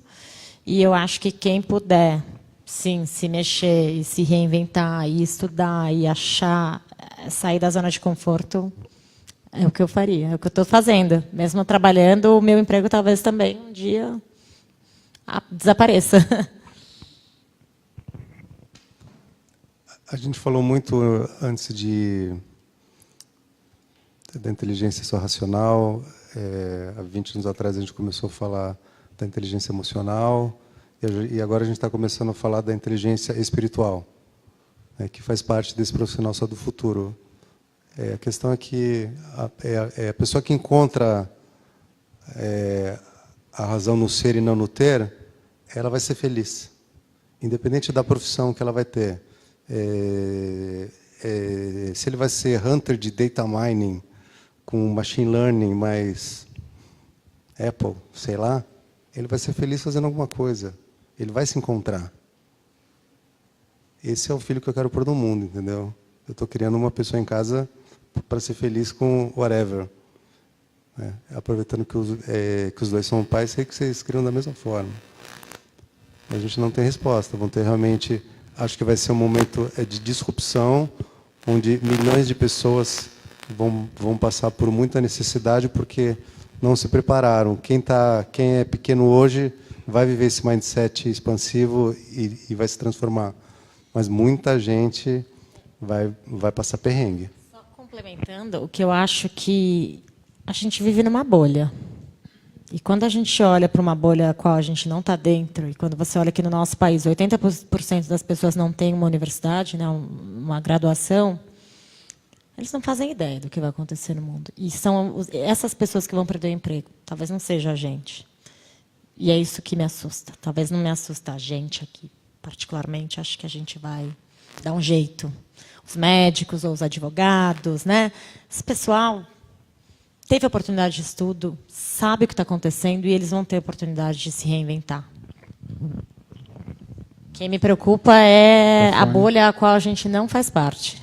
Só para complementar o teu ponto, esse dia eu fui numa palestra, foi até aqui uma palestra sobre o futuro no mundo da advocacia, e o pessoal falando que todos os advogados vão ser engolidos pelo Watson, né? Que o Watson já aprendeu todas as leis e tal. Aí teve um advogado que levantou a mão e falou assim: vocês estão tudo enganados, né? Brincando. O Watson não tem OAB. Então ficou aquela no ar assim. Mas alguns órgãos já estão preocupados com isso. Tem um grupo dentro da OAB discutindo até onde o computador vai poder interagir ou não em processos. Porque o futuro mas até onde eles querem que isso aconteça e em qual velocidade que eles querem que isso aconteça. Ok. Rapidinho, só se complementar essa questão do Watson, da inteligência artificial, é que eles não aprendem sozinhos, tem que ter alguém para imputar e ensinar. Então, os melhores vão prevalecer. E quem não for bom vai fazer outra coisa, com certeza. Por favor, Shirley. Não, é só fazendo uma observação, assim, acho que de um todo. Eu sempre trabalhei em agência, em 1000 agências, e aquela coisa fixa de entrar às 9, 10 horas da manhã, sair 11 da noite. Só que chegou um momento que eu comecei a perceber que eu já não era mais tão produtiva e eu comecei a não ter mais tesão pela minha profissão, até que recentemente mudou, a minha forma de trabalho mudou. Hoje eu trabalho de casa, eu trabalho de qualquer lugar, atendo N clientes e de formas muito diferentes, que é o que a gente fala dessa forma de trabalho todo globalizado, e eu penso muito no meu filho com relação a isso. Mas onde eu queria chegar, gente, eu sou tímida, então eu... Mas eu sou, Cid. Você quer que ele pergunte aqui enquanto você volta o raciocínio? Eu te dou essa ajuda. Vai lá. Ajuda. Não, eu queria saber de vocês quatro, que nitidamente vocês têm histórias diferentes, e eu queria explorar um pouco isso, uma dissertação breve de vocês, sobre sucesso pessoal na linha de o que é de fato o ativo da vida de uma pessoa. Eu vou dar a minha visão, tá? Eu tive a oportunidade de trabalhar 14 anos em 5 multinacionais, estou com 37 anos, então eu me considero daquela old school que aprendeu a ser carreirista. Então eu fiz tudo o que o currículo necessitaria para chegar aos 30 anos, que era um plano pessoal meu, ganhando tanto, ter uma colocação tal XPTO. Em contrapartida, dentro da minha casa, eu tive um pai e uma mãe que são as maiores referências que eu tenho de homem e mulher, mas que profissionalmente não tiveram sucesso. Mas isso fez eu me jogar a buscar o sucesso para trazer para dentro da minha casa. Então isso me forçou. E aí eu aplicava profissionalmente o que eu achava que o meu pai e minha mãe não tinham feito. E deu certo. Por exemplo, eles não tinham inteligência emocional. Eles faziam o que eles queriam e falavam o que eles queriam para as pessoas. Eu aprendi dentro do mundo corporativo que eu tinha que fazer o conveniente para alcançar as minhas metas. Em 2011 eu tive a oportunidade, o Fernando sabe disso, de ter contato com vendas diretas em marketing multinível. E aí eu sofria, eu tinha um preconceito muito grande. Foi onde eu mais aprendi sobre capital humano. E lá dentro eu descobri que a pessoa tem que cuidar mais dela do que dos negócios. Eu descobri que eu já fazia isso dentro do mundo corporativo. Porque eu queria saber a opinião de vocês dentro disso. Chega a doer a quantidade de amigos que a gente vê em LinkedIn ou em histórias sofrendo nos dias de hoje, porque eles não desenvolveram autoestima. Porque eu acho que vocês vão concordar comigo, tudo isso aí que vocês estão falando e que a gente está falando vai passar. Só a gente que não vai passar. As pessoas não cuidam delas. Elas cuidam da carreira, ela cuida da vida da esposa, do marido, da opinião dos outros. E eu fico meio me sentindo ET no meio dos meus amigos, porque, tipo, pô, a gente tem derrota e sucesso e os caras caem feio por causa disso. Mas você vai ver o problema de fato e você fala, por que você está sofrendo tanto? Essa coisa vai acontecer tudo, vai mudar tudo. Então, por que as pessoas não cuidam delas? Eu estou vendo hoje acontecer essa avalanche de desemprego e vai acontecer e acabou. O meu pai e minha mãe falavam isso para mim, isso vai acontecer, você vai sofrer, ponto final. Tem muito mimimi hoje na geração sendo criada. Então, isso me assusta, não me assusta, na verdade é essa. Eu estou planejando com a minha esposa ter filhos, a gente foi morar na Europa agora para ver de perto o que aquelas pessoas faziam. Comentei com o Fernando uns dias atrás, eu morei na Dinamarca, aí eu perguntei para o dinamarquês porque todo ano eles saem naquelas listas da felicidade. Ele falou, vocês fazem essa lista, não somos nós. Aí eu falei, não, mas me explica. Ele falou, nós não somos felizes, nós temos ausência de problemas. Nós fazemos o que é conveniente para uma sociedade melhor. E eu voltei da Dinamarca agora, eu falei para o Fernando lá que eu cheguei. O maior ativo daquelas pessoas são as pessoas, não é o patrimônio da monarquia dos caras. Então eu falei, pô, eu estou certo. Eu fiz involuntariamente quando eu era mais novo, depois quando eu fui para vendas diretas, eu vi que eu tinha que cuidar de pessoas e fazer ela ganhar dinheiro, óbvio, porque ela fica feliz com aquilo, mas os melhores negócios que eu fiz na minha vida foram com o network old school, não foi com o LinkedIn, me desculpe, não foi com o Facebook. O Fernando é meu amigo porque um outro amigo apresentou. Nós somos amigos, fica muito esse interesse de ficar buscando aquele negócio. Queria saber a opinião de vocês sobre sucesso pessoal. Sobre, de fato, vocês acham que o ativo para a vida da pessoa é a pessoa mesmo? Essa pergunta é bem delicada. Eu vou ser bem cavalheiro e deixar a Mi começar a responder, depois eu respondo. Passou a bola, né? Não, tudo bem. Enfim, eu vou dar a minha opinião. É até bom, para não ser influenciada. Para mim, não tem nada a ver com a sua carreira. Eu acho que o que a gente mais vê, e eu vejo muito isso na minha terapia, e ela me dá exemplos, e eu falo, ufa, que... Ela fala assim, você tinha tudo para estar aqui, chegar aqui dos seus 40, sei lá, 50 anos, frustrada. E ela fala que eu estou lá, eu sou um acidente que, por acaso, sabe, comecei um trabalho de autoconhecimento e de busca. Então, o que eu acho que acontece hoje é que a gente, no geral, não vou dizer todo mundo, mas a maioria de nós, a gente vive meio no automático. né? Eu esqueci de colocar isso aqui, mas eu falo na minha palestra que não é preciso ser um robô para agir como um, né? E muitos de nós, a gente vai seguindo aquilo sem pensar. E aí, quando você atinge o sucesso na sua carreira, porque você focou naquilo, porque por algum motivo, talvez, os seus pais não tiveram, né, condições de te dar uma vida boa, e você buscou aquilo, e aí você vai. E a hora que você conquista tudo aquilo, você não olhou para você, para dentro, que é o que dói mais, e aí você não está feliz. Você fala, mas, pô, eu fiz tudo certo, né? Eu fiz tudo certinho, tudo que me falaram. E não é isso. Então, para mim, né, não sei o que vai... E aí, de novo, trazendo para a minha palestra, é você ser um ser humano do futuro e não um profissional do futuro. Principalmente nesse mundo novo, agora, das profissões do futuro, não é todo mundo que vai ser bem-sucedido, não é nem todo mundo que vai ter emprego. Então, não dá para a gente depositar a nossa felicidade em cima disso. E aí é olhar para dentro de nós. E aí é autoconhecimento. Talvez... Então, para mim, não tem nada a ver com a carreira. Ela influencia. Acho que dá para complementar também, só falar que o líder do futuro... essa liderança, ela não vai estar ligada a conhecimento, mas vai estar ligada a alta autoestima. Quanto mais segurança a pessoa tiver, as pessoas vão segui-la. Já está um pouco acontecendo isso, né? Por isso você faz crossfit, né? Você quer falar? Não, eu ia compartilhar um pouquinho da experiência pessoal, porque eu acho que a gente tem até a mesma idade, a mesma experiência, assim. Até cheguei a ficar um tempo, trabalhando muito tempo em empresa dinamarquesa também, então sei bem como eles trabalham. E detalhe, é o país que tem o imposto de renda mais alto do mundo, tá? Mais de 50% da renda é imposto. E aonde as mulheres mandam mais. Mas volta em tudo. O cara tem até água quente em casa, paga pelo governo, nesse nível. Só que, por exemplo, eu sempre busquei na minha carreira o cargo mais alto, cargo mais alto, cargo mais alto. Virei diretor com 24 anos, virei managing director com 29 e desde meus 34 anos eu ocupo uma posição de CEO aqui da Regus, que é uma empresa grande, né, no Brasil. Eu vou te falar, não mudou muito do que era, sei lá, talvez o Thiago lá de 24 anos para o que eu faço hoje. A diferença é que atingir um determinado nível profissional onde, lógico, as pessoas talvez te procuram ou te respeitam um pouco mais por causa do cargo, lógico. Entendeu? A gente estava até batendo um papo antes aqui de LinkedIn, você tem lá um LinkedIn ativo, você está lá como C-Level, você é convidado para uns determinados eventos que você não estaria se não tivesse como C-Level. Principalmente networking, né? Impressionante como ser convidado para eventos de networking em C-Level.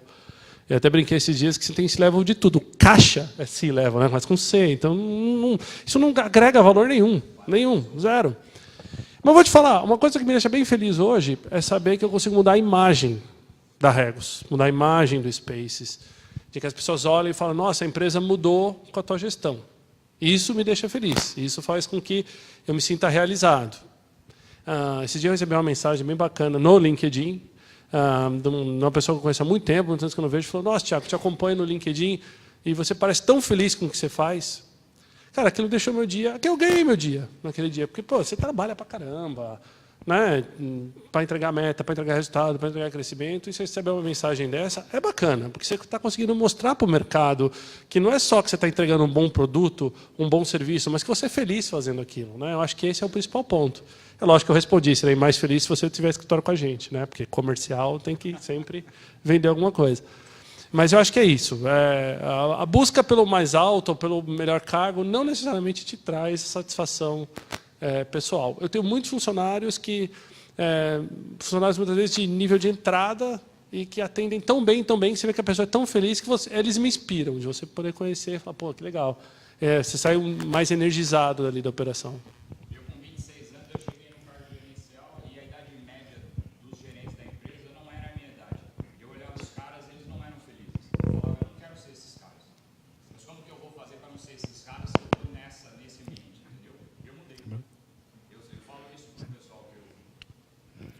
Shirley, agora vai? Agora vai. É que eu sou tímida, gente. Não, é que eu quero dizer assim. Então, hoje o que eu trabalho eu gosto, eu tenho muito tesão no que eu faço. Eu cursei jornalismo, não atuei na minha área, Mas, assim, a gente tem que estudar, tem que fazer faculdade, mas me preocupa muito, eu até como mãe também, o que a faculdade representa hoje para o profissional do futuro, porque eu acho que a faculdade que a gente tem hoje, ela não representa isso que a gente está falando aqui. Muitas pessoas se formam, que é o que vocês estavam comentando aí, se formam, começam a trabalhar em empresas, têm um cargo ok, mas elas saem, vão trabalhar de Uber e tal, porque elas não estão de fato preparadas para o mercado de trabalho.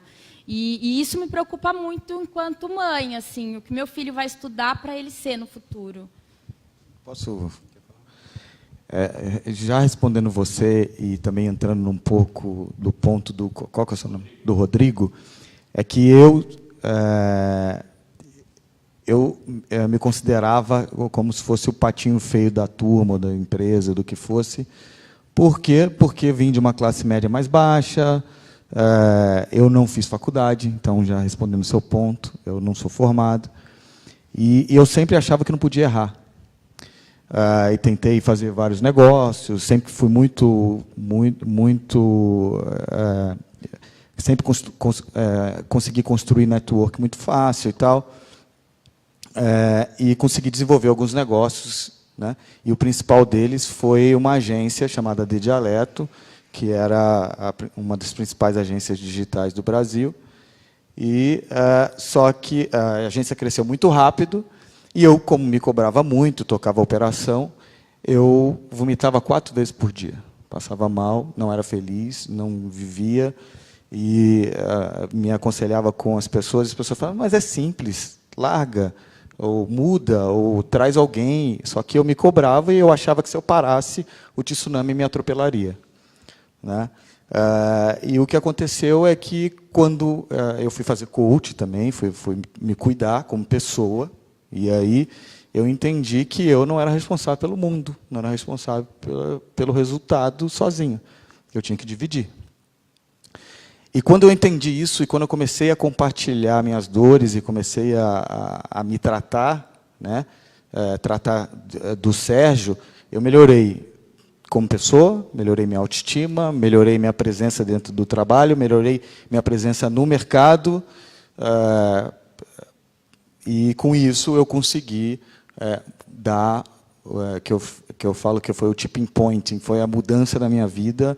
Eu consegui mudar, e hoje eu trabalho na mesma coisa, montei outra agência, que cresce tão rápido quanto, só que eu sou muito mais feliz, não passo mal, e tenho uma vida muito, muito bacana, muito saudável, entendeu? Então, eu acho que não precisa se cobrar tanto da faculdade, mas você tem que estudar, você tem que estar sempre, né, se reciclando. Eu viajo muito, eu vou conhecer novas tecnologias, conheço pessoas, mas, ao mesmo tempo, você entender que você erra, e que você vai errar, que você não vai entregar o resultado, e que talvez você vai decepcionar algumas pessoas, e como você lida com isso é o que vai fazer se você é um cara de sucesso, ou uma mulher de sucesso ou não. Só complementando a sua pergunta, acho sim que o modelo de estudo vai mudar. Acho que no Brasil, como tudo demora um pouco mais, a gente tem um MEC por trás que não quer que muita coisa mude, mas o fato é, o que você aprende no primeiro ano da faculdade, no 4º ano já não vale mais. Então, eu acompanho muitos eventos de educação, eu fiquei, como eu falei, à frente de educação no LinkedIn. Vai mudar, mas não se sabe ainda exatamente qual que é o modelo ideal. Mas tem vários. Tem a nova escola. Inclusive muitas, e aí a gente fala mais de escola, não de universidade. As escolas hoje, aí você já tem no Brasil Concept, que são escolas caríssimas, para classe A. Concept são 3, a Avenues e tem mais uma. Elas ensinam para o projeto. Essa escola que eu fui no Vale do Silício também ensina para o projeto. Mas quando você já parte para a universidade, tem muita coisa acontecendo no mundo e acho que ainda não se desenhou um modelo certo, mas tem que mudar.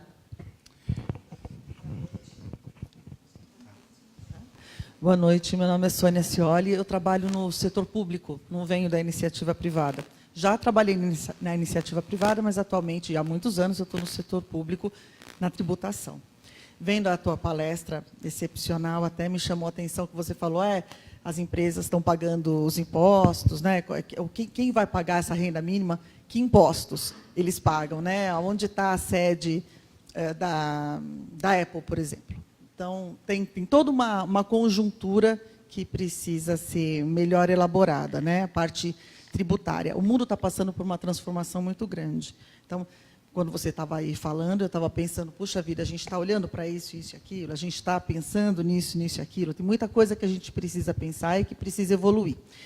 E eu penso que o serviço público, não só no Brasil, porque eu vi isso recentemente na França, também vi na Inglaterra, da Dinamarca eu não conheço, mas ainda está muito longe de todas essas mudanças culturais que vocês estão trazendo e que eu acho que elas estão corretas. Eu hoje trabalho com métrica, eu hoje trabalho com medição de produtividade, mas em uma área específica, no serviço público, dentro da minha instituição, que é uma instituição bastante grande e bastante forte e bastante importante para o Estado democrático brasileiro. Então, eu fico pensando, e o Estado ainda está muito longe de toda essa filosofia que é atual. Vocês estavam falando aí de filhos, tudo. Eu tenho uma série de amigas de infância, nenhuma de nós tem filhos. Todas casadas, ninguém tem filhos.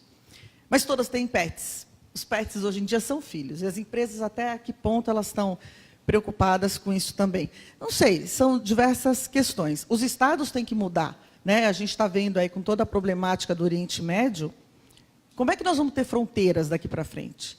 O consulado americano continua trabalhando da mesma forma que ele trabalhava há 20 anos atrás. Estive recentemente lá renovando o visto, trabalha da mesma forma que ele trabalhava há 20 anos atrás.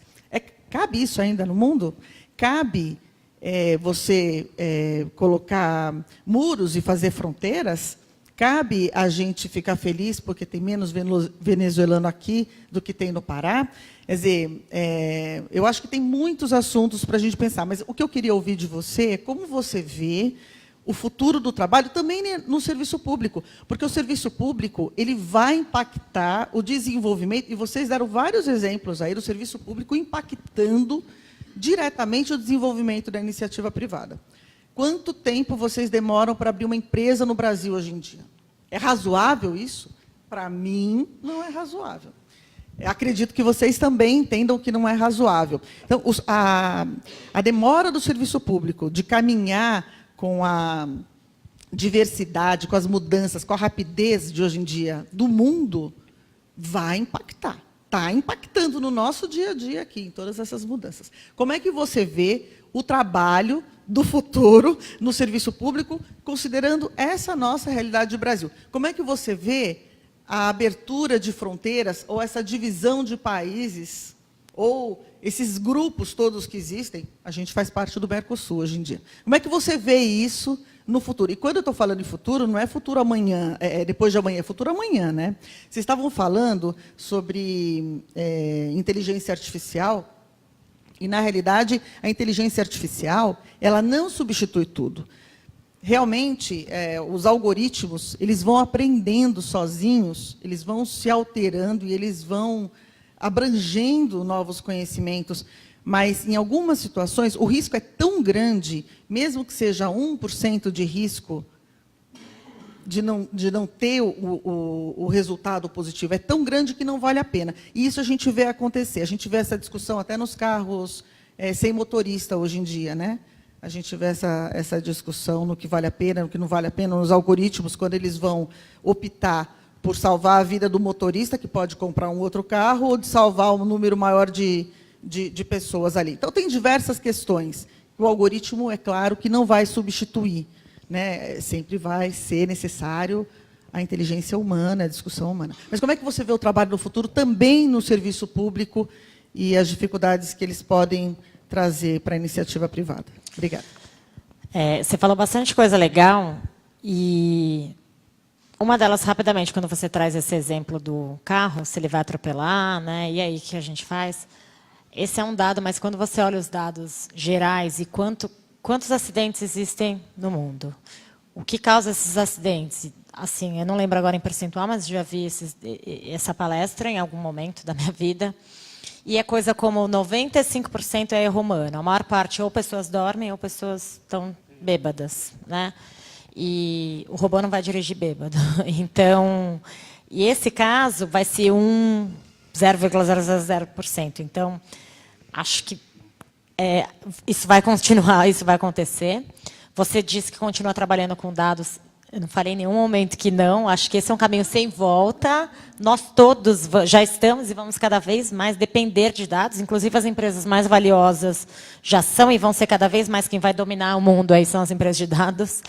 Mas, quando eu olho para fronteiras, para isso que você perguntou, e é uma reflexão que eu já tive, e já li muito sobre isso, inclusive acho que é leitura obrigatória, acho que a maioria de vocês devem conhecer, mas quem ainda não leu, o Yuval Harari, Homo Sapiens, Homo Deus, ele é um gênio para mim.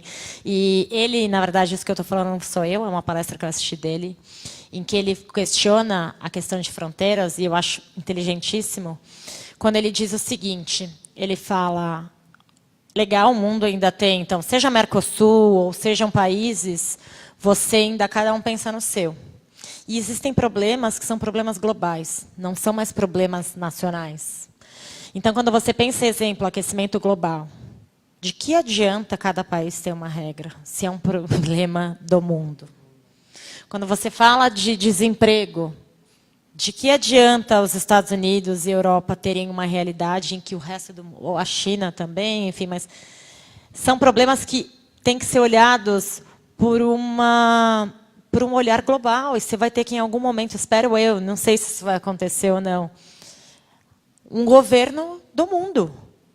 E não que não tenha que ter os locais, você vai ter que manter a cultura, você vai ter que manter língua, você vai ter que manter um monte de coisa que existe hoje de forma local. Mas tem problemas que são globais, né? Então, quando você vai lá e a gente vê anualmente o Fórum Global, em que se fala sobre clima, o Trump barra tudo que se quer, que o mundo quer fazer. E o que adianta se o Trump não entrar? Então, infelizmente, acho que eu não tenho resposta para a sua pergunta, mas acho que é uma provocação que, quando eu li, fez muito sentido para mim, eu quis trazer, não é minha, de novo, adoraria dizer que eu pensei nisso, mas não fui eu. E dos empregos, eu acho que segue a linha do que vai acontecer com o privado. O público acho que só vem depois, por ser realmente uma instituição mais lenta e mais burocrática. Eu queria fazer um comentário. Quando eu falo de inovação, eu falo que o ser humano é um ser de hábitos. A gente não nasceu para inovar, a gente nasceu para sair da caverna, caçar e voltar para casa. A gente inova por necessidade. O mercado privado inova porque vai perder mercado, porque perde vendas, porque tem concorrente. O mercado público não sofre essas pressões externas. Então, o que move o mercado público é a cidadania. O nosso país é um país de baixíssima cidadania. O Rodrigo está voltando de um país onde a cidadania é altíssima. Então, se a gente comparar e estudar esses países mais evoluídos na questão da cidadania, o ente público ele é muito mais próximo do ente privado. Acho que a base é educar a população. E acho que, nesse aspecto, a gente vai levar alguns séculos, se levar. Mas a gente tem esperança. E eu acho que, complementando um pouquinho, a Michelle até falou na palestra dela, ou depois, se não me engano, que nossos pais entravam numa empresa para ficar a vida inteira, cargo público é a mesma coisa, né? Conseguir estabilidade e vai. E a estabilidade, ela conflita diretamente com disrupção, né? Então, não tem como você vai...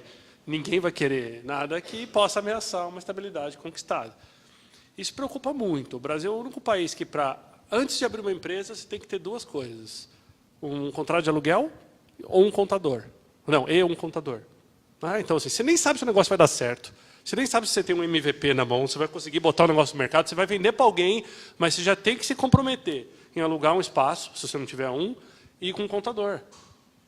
Se você não tiver o que ele contar, você vai pagar ele mesmo assim. Se não tiver o que pôr naquele espaço, você vai ter que ter. E não muda. As coisas parecem que não caminham na mesma velocidade. Nos Estados Unidos, você abre uma empresa no mesmo dia. No mesmo dia. O Brasil agora, recentemente, você consegue abrir conta bancária pelo app. Eu estou falando para você de um ano para cá, talvez. Talvez 2 anos atrás a gente não era obrigado a ir numa agência com comprovante de residência, cópia de documento para abrir conta bancária. Não sei, vou falar pelo nosso mercado. A gente apoia muito o empreendedorismo, né? Startups, todas as empresas que passam lá pelo cadastro do Fernando Lass, em seu momento, vão buscar espaços de coworking, porque é um novo modelo do imobiliário.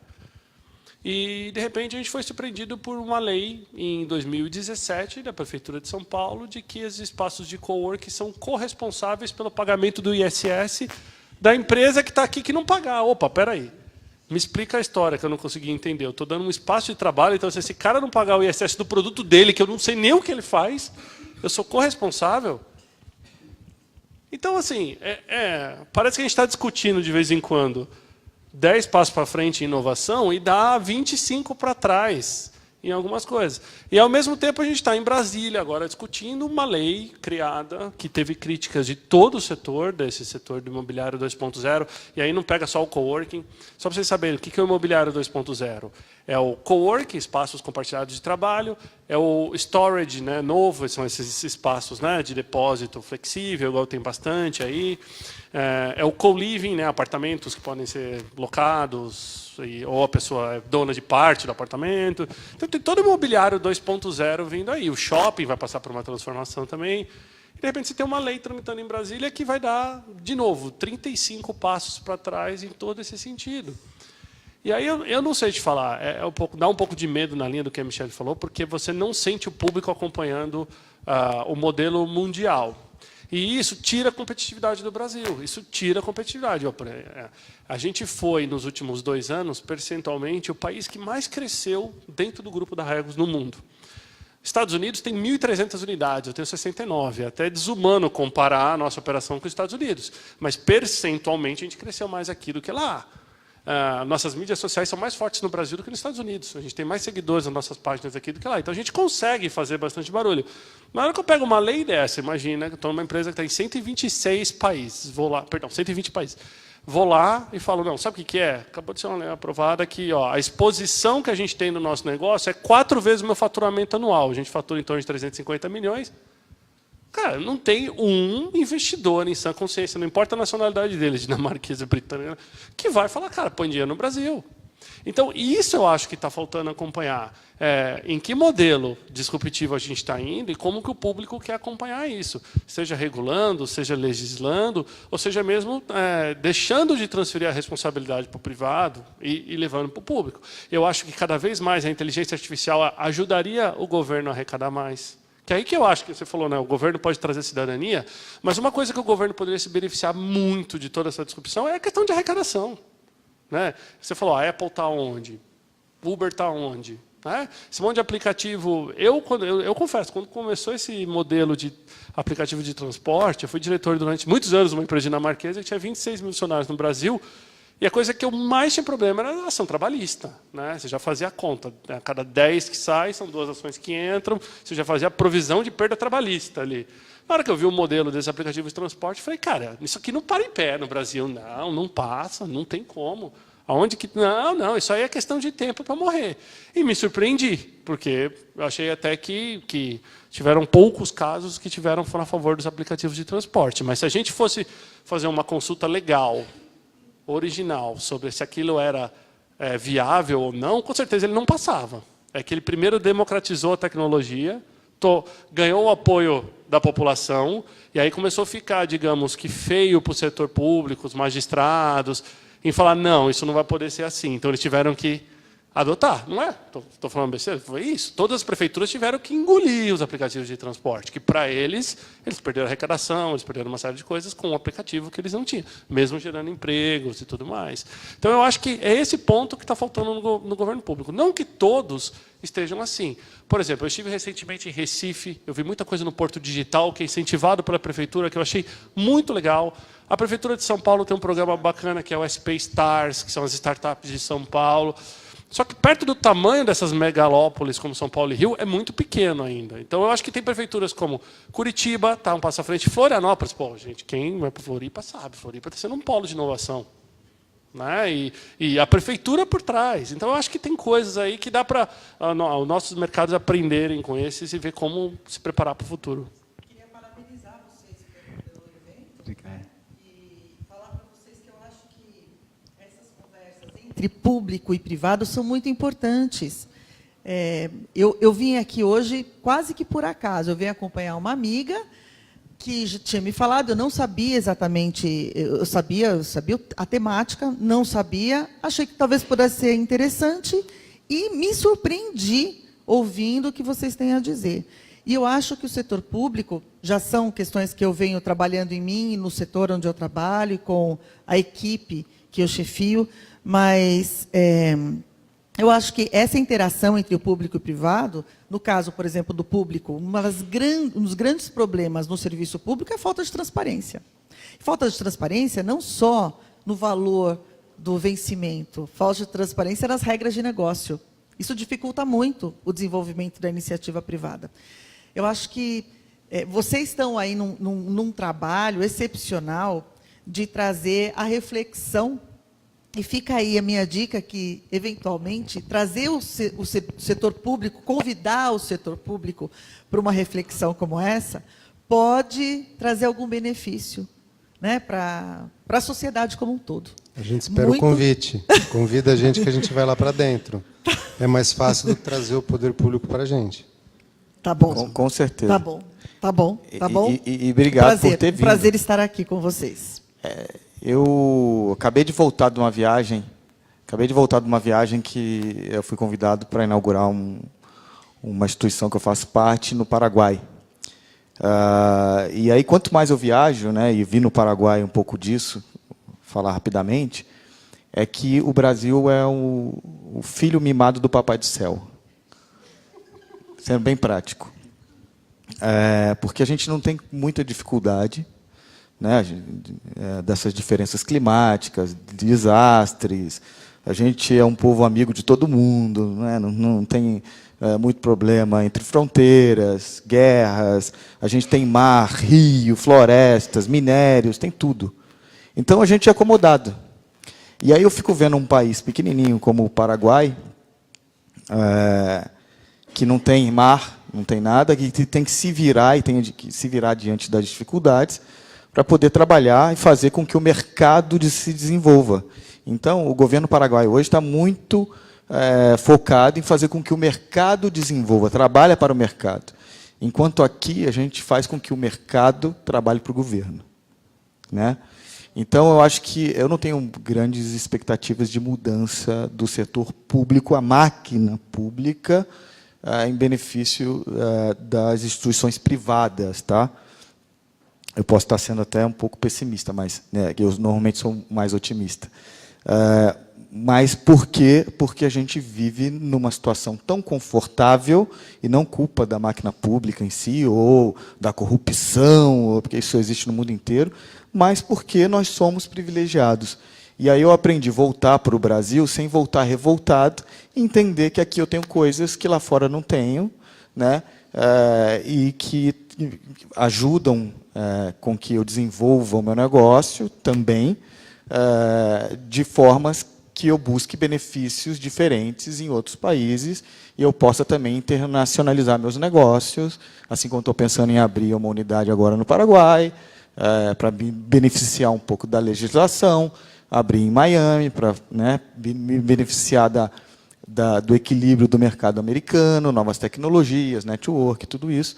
Então, eu não fico olhando só para os defeitos do Brasil, eu vou em busca do que é melhor aonde estiver. Pessoal, temos que terminar. Eu agradeço muito a presença de todos vocês que estão aqui conosco, agradeço a presença Rodney, de você. Antes de terminar, só queria fazer uma pergunta que eu estava coçando aqui para fazer para o Seabra, e aí pedi para vocês, porque é um cara que eu admiro muito, é muito bom tê-lo comigo, perto. E aproveitar também já para agradecer a Michelle, agradecer ao Tiago aqui a parceria, espero que a gente consiga desenvolver isso muito. Seabra, a capa da Você, S.A.,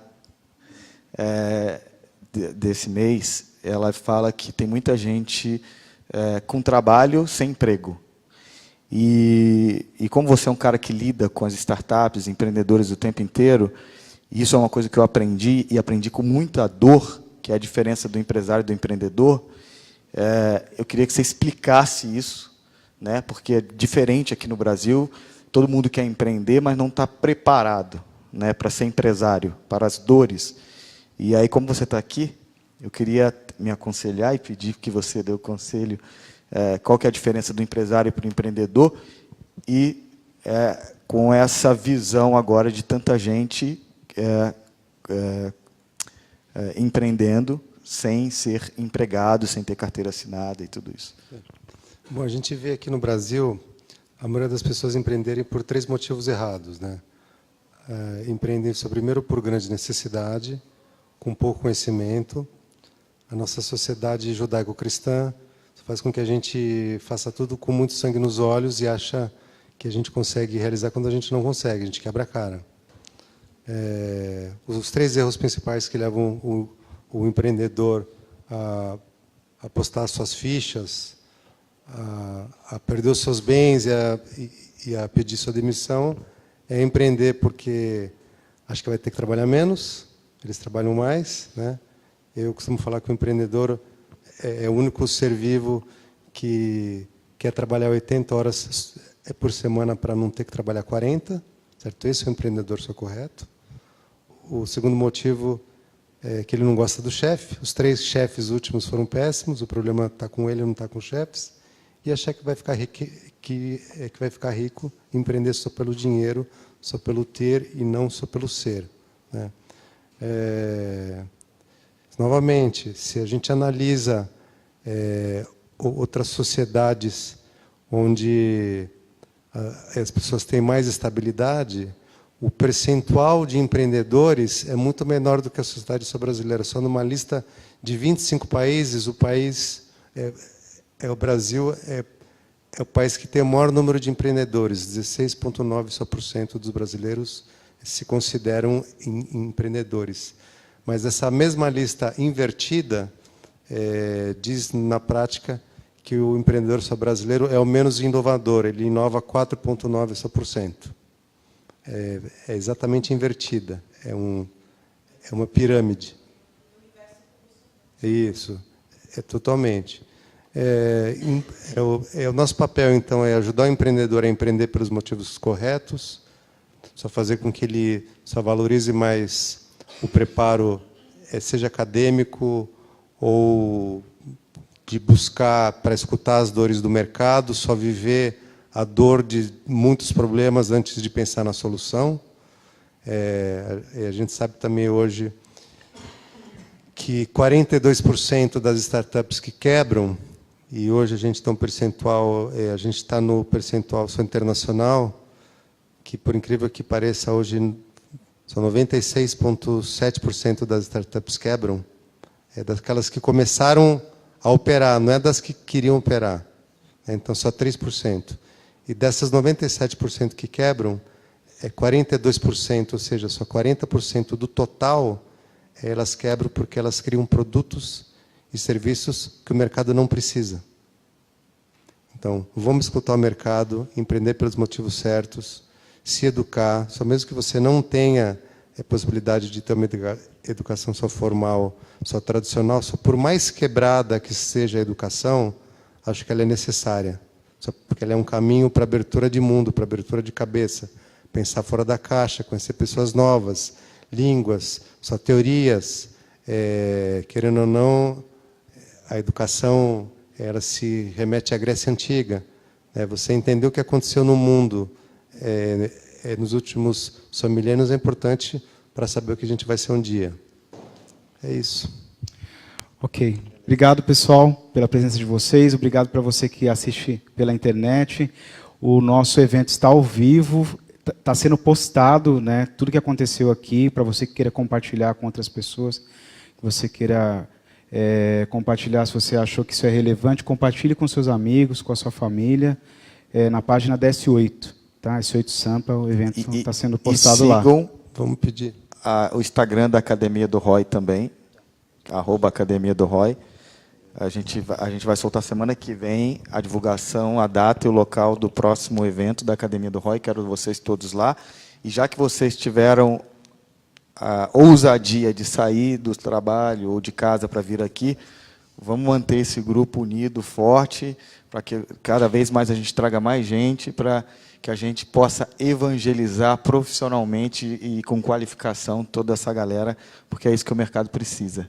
Tá? E que a gente tenha força para trazer gente brilhante como o Seabra, como a Michele, como o Thiago. Isso vai fazer bem para o mercado em si, para o nosso país. Né? Ok, queria a palavra final da nossa palestrante da noite. Pediu para encerrar. Eu queria só agradecer, parabenizar vocês pela iniciativa. Aprendi muito. O que eu mais gosto de participar nesse tipo de evento é o quanto a gente aprende, conhecer pessoas legais e histórias legais, e receber provocações como a sua, que eu acho que fazem a gente realmente pensar algo que eu, particularmente, tudo que eu pensava de futuro, profissional, etc., realmente o setor público não vinha aqui em mente. E é isso. Thiago, obrigado mais uma vez. Que é isso, quero agradecer a todos a presença. Concordo com a Michele, eu acho que o desafio do público é bacana. A gente muitas vezes olha meio, mas é público, eu acho que a gente tem que começar a envolver o público da mesma forma. Eu vou sair daqui hoje com esse aprendizado, porque faz falta mesmo a gente pensar dessa forma. E queria dizer também que a gente vai depois compartilhar também nas páginas do Spaces, mas eu vou prestigiar a palestrante e vou compartilhar no LinkedIn, tá? Então... Ok, obrigado, gente. Boa noite. Vamos tirar uma foto, todo mundo aqui?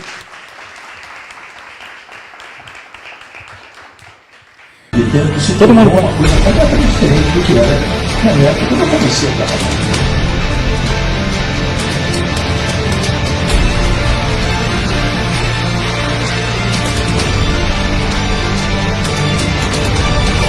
O cliente não é só mandar a oferta para ele, não é só querer que ele compre, ele não vai comprar para ele.